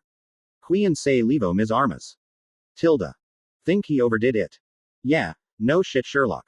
She'll be feeling that in her sleep. Naruto looked away from the viewing orb with a sigh. Wasn't asking. You, Adam. Tough tits. I believe that's your problem. She scowled daggers at him and covered her bosom with a flush. Low blow, dude. Sarah pinched the bridge of her nose. Could the both of you please behave for once in your lives? The duo exchanged a glance. Adam found her voice first. Think she's being serious? Naruto couldn't quite hide his smile. Probably. She's hard to read on a good day. I dunno. She seems like an open book to me, if you know what I mean. Like a book that gives you plenty of paper cuts. The high seraphim twitched sullenly above them, not at all accustomed to being teased by her fellow angels. Adam was, however. She jumped at the chance, much to Naruto's amusement and chagrin. Hey, she was sitting in your lap yesterday, not mine. Any little seraphims on the way yet? Maybe twins or. Six wings simultaneously smacked Adam into the ground, creating a small earthquake in their wake. Boys. Naruto held up both hands when Sarah rounded on him. Hey, I didn't say anything. She leaned down to glower at him. It was implied. Naruto whistled innocently. Would you believe me if I said sorry? Sarah glared. Pretty please. Sarah's glare intensified. Adam cackled into the cloudy floor. You're in the doghouse now. Naruto clasped both of Sarah's hands in his and pouted. Sarah flushed and averted her gaze. Don't joke about children. That is, a somewhat sacred matter. Or not. The golden-winged angel righted herself with a huff, adjusting her helmet. How did you get her wrapped around your finger like that? Sarah smacked Adam into the floor again. Why me? Because you exist. Quote. I mean, okay, that's fair. I can be a bit of a dick. Naruto let them squabble and glanced back to the table idly eyeing the dimming orb therein. Apparently you could view certain events in the underworld from heaven, provided you had a handy giant crystal orb to look into. Who knew? It had been something of a novel experience for him. He'd enjoyed watching Veggie have her revenge, though Lucis' arrival had been less expected. He'd watched the brawl if it could be called one, right up until he'd gotten that phone call. Probably nothing to worry about, right? Honestly, he took no pleasure in what he had done to Lute. Really, he didn't. Redemption was possible for some, and not others. Besides, causing an angel to fall was one thing, murdering another soul in front of countless all was another. He wasn't willing to go that far, and he didn't think Sarah would let him, either. Still, to think Lute would be that stubborn. Idly, he risked a glance at his own wings, still golden and shining, holy and untainted. Likewise, his halo burned bright as ever, and his shimmering hair continued to shine like the sun. Falling must be a complicated process. Lute, for example, fell rapidly and instantly. Whereas Sarah's process has been slow, insidious, even. Was it due to her high rank? The fact that she'd fought her feelings? He didn't know. Frankly, he wasn't sure he wanted to. One angel falling was quite enough. For today. Right, he sighed, crossing his arms. We should probably calm everyone down after my little stunt in the promenade. He jolted suddenly as his phone, a gift from Charlie, squawked loudly in his pocket. Fumbling it out, he found a familiar face staring back at him within the screen. Lucy. So, ahaha, Naruto. Morningstar's flustered face stared back at him, beaded with sweat. Hope you're having fun up there. Small problem. The Sins wanna meet you. Naruto tilted his head, somewhat nonplussed by the remark, which didn't seem all that concerning. I don't see the problem here. Morningstar's visage dominated the screen in his face. Big problem. Get your butt down here. Alright, don't get your cane in a twist. The call ended abruptly. He looked back, belatedly remembering he had an actual audience present. Adam looked relatively ambivalent to the matter. Sarah, however. Sarah wore a stricken expression. You're leaving already. Damn. Naruto. No. Naruto. Yes. Naruto. I said no. I heard you the first 100 times, but my answer hasn't changed in the last 12 hours. Taking a deep breath, he planted both hands on his hips, steadfastly stared up at the towering woman who he may or may not have feelings for, and forced himself not to budge even when she made a pained noise. I'm sorry. I've gotta go. She made a distressed noise. I won't allow it. Naruto stared her down. Wasn't asking.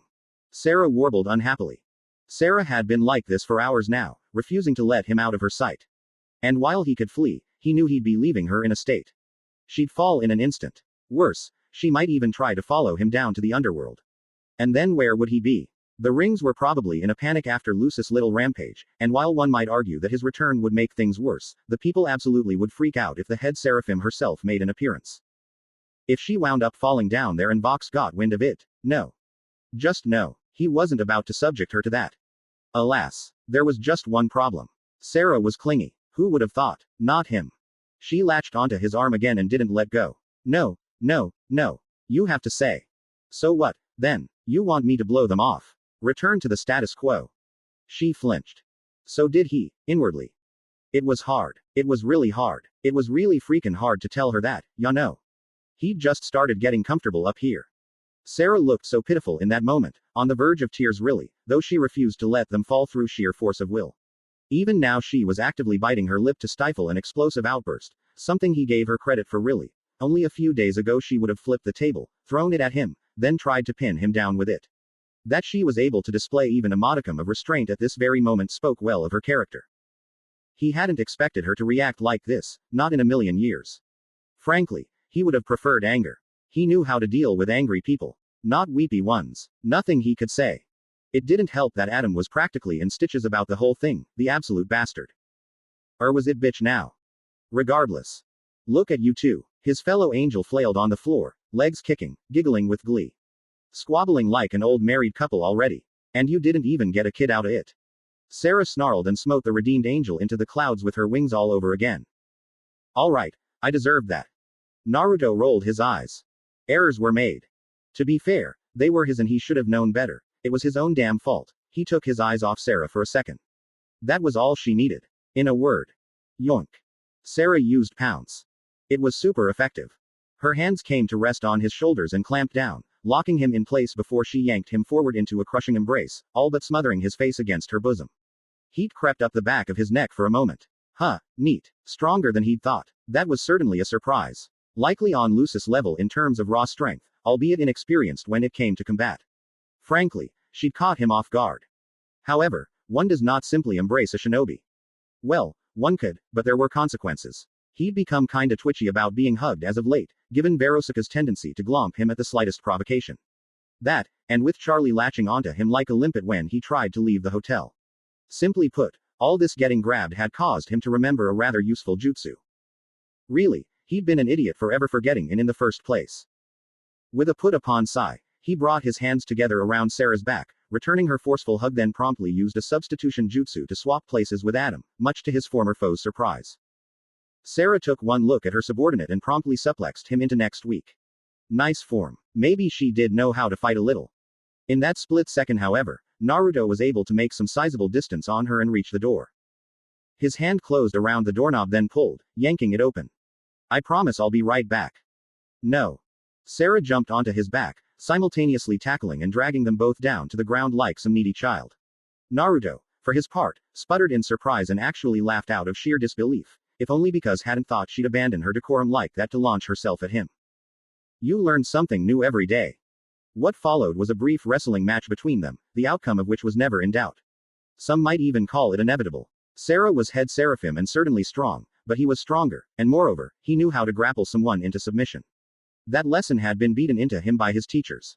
Kakashi and Yamato would never forgive him if he let himself be bowled over by an untrained girl. As for Jiraiya, well, Jiraiya might laugh and give him a thumbs up, but he taught him better than that. In short order, he had Sarah pinned beneath him in a submission hold of sorts. Gripping her wrists one to each hand, he pushed his left knee into her stomach while the right came to rest just shy of her groin. From there he leaned down and brought his forehead to rest against hers. He could have delivered a vicious headbutt and knocked her out, but he chose not to. Instead he stared her down, idly noting the fresh signs of her distress, the shadowy feathers in her wings, the fresh cracks in her halo, the sweat beading upon her brow. She glared up at him, chest heaving, eyes wide with anger. No, that wasn't anger, but something else entirely. Fear. Poor girl was practically trembling. Please. She all but gasped up at him, the last word a sob. Don't go. Naruto's heart kicked in his chest, performed a quadruple backflip, and fell flat on its face.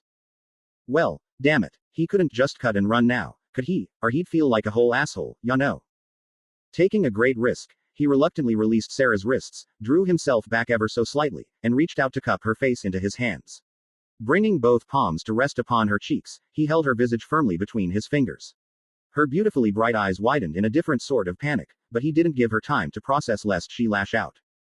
Leaning in once more, he pressed his brow to her temple, all but nuzzling his nose against hers. From there he whispered into her ear. Breathe. Sarah went limp beneath him, closed her eyes and did as he bid, inhaling deeply.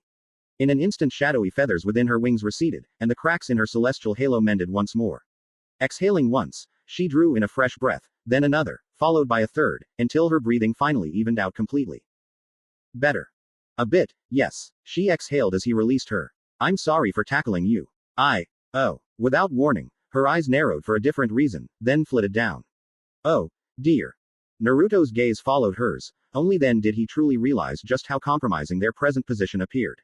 Sarah's long skirt had ridden up to her knees, exposing the dusky skin of her legs, and speaking of legs, his knee was resting against her. By the sage, it actually looked like he was about to, well, ya know. Adam snapped a quick picture behind them. Hey, kinky. Sarah bolted upright, all but flinging him off her lap in her haste to get at Adam. Relinquish that camera at once. Ah, come on boss lady. I'm bored Tilda. This is prime entertainment here. White light crackled in Sarah's palm. Adam. Alright. Don't bring out the holy lance. Party pooper. Here, have your camera. Naruto righted himself and pretended not to notice as the head seraphim immediately destroyed the object in question with extreme prejudice. Crisis averted for now, but he still had to go back down, and that was bound to make Sarah freak out all over again. How to broach the subject? Taking a deep breath, he placed his palms together and exhaled quickly to steel himself. Would you believe if I told you I had a plan? Sarah rounded on him. What plan? It's bad enough that you associate with Morningstar. Remind me who brought that about again Tilda. She winced, gripped her right wrist, and looked aside, averting her eyes like a naughty schoolgirl in need of punishment. Naturally his mind took that thought football and ran for a touchdown. Gah, bad image. Now was not the time. But the other 6 are even more vile. She flung up her arms in sheer exasperation. Lust, gluttony, sloth, greed, to say nothing of wrath of himself. No angel has ever come near him and survived. Now you're telling me you intend to meet them all at once. Have you taken leave of your senses? Hey, it was they who asked for a meeting. And you were foolish to agree. Sarah. Alright, hold your tits. Adam raised a hand, interrupting them before they could have another outburst. Maybe we should have some confidence in Whiskers here. So speaking, she took a hold of one of his many wings and held the golden appendage up for inspections. See, no shadows. Seems fine to me. Sure he bagged himself a bushel of babes down there and, all in props to him for that. Sarah twitched even as Naruto hissed. Boot he hasn't shown any signs of falling, am I right? So he'll be fine. Naruto opened his jaw to retort, then closed it. Wow, you knew things were going sideways when Adam of all people had his back. Even now he still had difficulty believing she was truly redeemed. She'd done some downright vile things, but then again hadn't others. Charlie would argue that it was never too late, even Madara had repented before the end. Oh gods, and now I'm imagining that jerk in heaven. No thanks. Really, Kagaya had been one of the sole exceptions, and even she was insane by the end. At least she'd been sealed away. That crazy bitch wouldn't be a problem anymore. For another generation to deal with. He'll be fine. He came back to himself just in time to hear Adam defending him over some reason or another. He'll have Emmy with him and we both know she's pure as the driven snow. Sarah flared her wings, eyes blazing wide. Emily. Oops. The head seraphim seized Naruto by the shoulders in a panic. You can't let her anywhere near the sins. They'll ruin her. Relax. He pried her hands off with a sigh. I swear, I'll do my best to keep her away from them. Scout's honor. She didn't look like she believed him, but she wasn't tackling him again, so he'd take what he could get. Have a little faith, He laid a hand over hers to calm her. This is the way to forge peace between heaven and hell. We've gotta start somewhere. There's a ton of bad blood between the realms already. If we leave it be, it's only gonna fester and start another revolution. Is that what you want? Sarah sulked and turned away. You and that silver tongue of yours. First you meet with those infernal overlords, then the sins. What's next? The Ars Godia. He blinked, briefly befuddled. Yar, what now? Are they pirates? Nah, Adam waved a hand, just a bunch of bitchy bird people. Not important. Sarah thumped him into the ground with her wings. Very important. Morningstar created them. Naruto perked up. He did. Of course you'd focus on that. She sighed and talked over him. They're essentially Hell's version of royalty. But bird people. Naruto tilted his head. Why bird people, though? I mean, I get it. I've seen hellhounds down in the underworld, but bird people. How does that work? Where did it even start? Adam yawned into a hand. Long story. As the speaker sometime, she knows about it. Sarah raised a wing in warning. Adam clammed up. Right. Naruto pinched the bridge of his noise. He really didn't want to use this, ya know. It felt like cheating. That said, leaving Sarah without a lifeline made him feel even worse. Clapping his hands together with a grunt, he marshaled his mighty reserves and summoned a single shadow clone, infusing his creation with as much chakra as he possibly could to render his doppelganger extra sturdy. From there, he thumped the copy of himself on the head to make certain it wouldn't dispel in a single hit. Ow. Boss. The hell was that for Tilda? Just making sure. Pivoting, he rounded on a stunned Sarah and Adam. There. I'll leave this guy with you. How about that? Think of him like a beacon. If anything happens, I'll come running. You can duplicate yourself. Well, yeah, he shrugged a shoulder. I can make way more of these if I need. Sarah reacted about how he'd expected. She latched onto it like a pillow. His doppelganger sighed and accepted its fate. Maybe he shouldn't tell her he'd get its memories if it dispelled. That might tempt her. Ignorance was bliss. Best she didn't know. To be honest, he could abuse the hell out of it, but it just felt cheap, ya know. Best to keep that ace up his sleeve for emergencies. Can I count on you and able to keep an IKN the exorcist's hole I'm away? Adam snapped off a lazy salute. Sure. Luke might be out, but some of the girls are still getting antsy. I'll help Abel whip him into shape and keep the girls from pulling shady shit. Sarah clicked her tongue. If they try, it will be treason. Naruto chuckled. I can go, then. You may. Great. He stepped in to give her a quick hug, heedless of the sputter she gave. Sarah stopped short, back to him. Naruto. Her shoulders trembled. Do not fall. Wouldn't dream of it, Tilda. I gotcha. Adam conjured a portal, surprising him. Here ya go. Now ya won't have to fly all the way back down. Naruto gladly dove through it without a second thought. Sarah frowned in his absence. Adam. Yeah, boss lady. Where does that portal link to? Adam clasped both hands behind her head and grinned. Places. Tilda. Is that a bed? Naruto half an instant to balk before saw the mattress rushing up to greet him. Mercifully, his face struck something soft. Soft and very pink. Whiskers. You're back. He had time to hear a gasp before Veronica tackled him. Rather, she tried. He caught her by the waist and spun her around, only for to leglock him and drive him down to the bed, landing in his lap. The instant he tried to rise, she got in his face and began showering him with affection, much to his eternal amusement and chagrin. Hey, hold on now. He laughed as she kissed his cheek for the 6th time in as many seconds.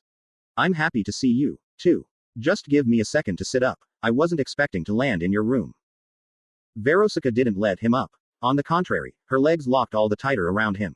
She wanted something, didn't she? I need help. Yup, he knew it. Naruto chuckled ruefully. I can see that. Now get off. No, you don't get it, she headbutted him. I absolutely need your help. As in right now. He arched an eyebrow in confusion. What did you do while I was away? She tented her fingers. Right, so I may have a tiny problem. I kinda left the hotel for a bit, got into a fight, and... His brow crept higher. I need you to make my ex jealous. Of all the things he'd expected to hear, that wasn't one of them. Naruto absolutely sputtered. What? Now hold on a second. I came down here for a meeting with the Sins. Her brow furrowed. Do you have a set date for that? Not really, given he'd literally landed here. Adam's doing, no doubt. No. Then it's fine, Tilda. No, it wasn't. Veer, I'm not some trophy for you to parade around. She flinched and drew back. Shit, no, I didn't mean it like that. She held up a hand to forestall his argument. It's just, you helped Carmen and Velvet with their shitty problems and I need this. Please. Pretty please. She clasped her hands and pouted. Sugar on top and all that shit. Hey, the only helping I gave Velvet was. She leaned in, licking her lips. I'm listening. Give me details. Herd speared through his cheeks. You know what? No. Not finishing that sentence. The succubus tilted her head. So you'll help me, then. For the love of I literally beat the stuffing out of those hellhounds for you not a day ago. Doesn't count. Kurama was there. She countered quickly. Come on, please. Naruto exhaled explosively. If I do this thing for you. She squealed. Thank you, thank you, thank you. Best archangel ever. If. He held up a finger, cutting her off. You have to let me take you out on a proper date. No hellhounds, no jumping my bones, just an honest to goodness date. He wanted to see if a hellborn could be redeemed, or if it solely applied to sinners. He had to. He must. If not for Charlie's sake, then his own. To not try was basically screwing over millions. Veronica recoiled, looking like he'd slapped her. But dates suck. Can't we just skip to the sex? No. Naruto crossed his arms before his chest. I've said it once, and I'll say it again. I want to get to know you, not treat you like some whore. She touched a finger to her lips. But what if I want you to treat me like one, daddy? Her tail swayed behind her as she crept closer. I've been a bad girl. Wicked, wanton woman. His will almost wavered for a moment. Then he rallied and held up a hand. Veronica. Fine, twist my nipples, why don't you? Deal. She shook his hand, whirled away from him, and began rubbing her hands together with a cackle. I can't wait to rub this in Blitzo's smug prick face. Naruto's brow furrowed. Who the hell is Blitzo? He'd soon find out.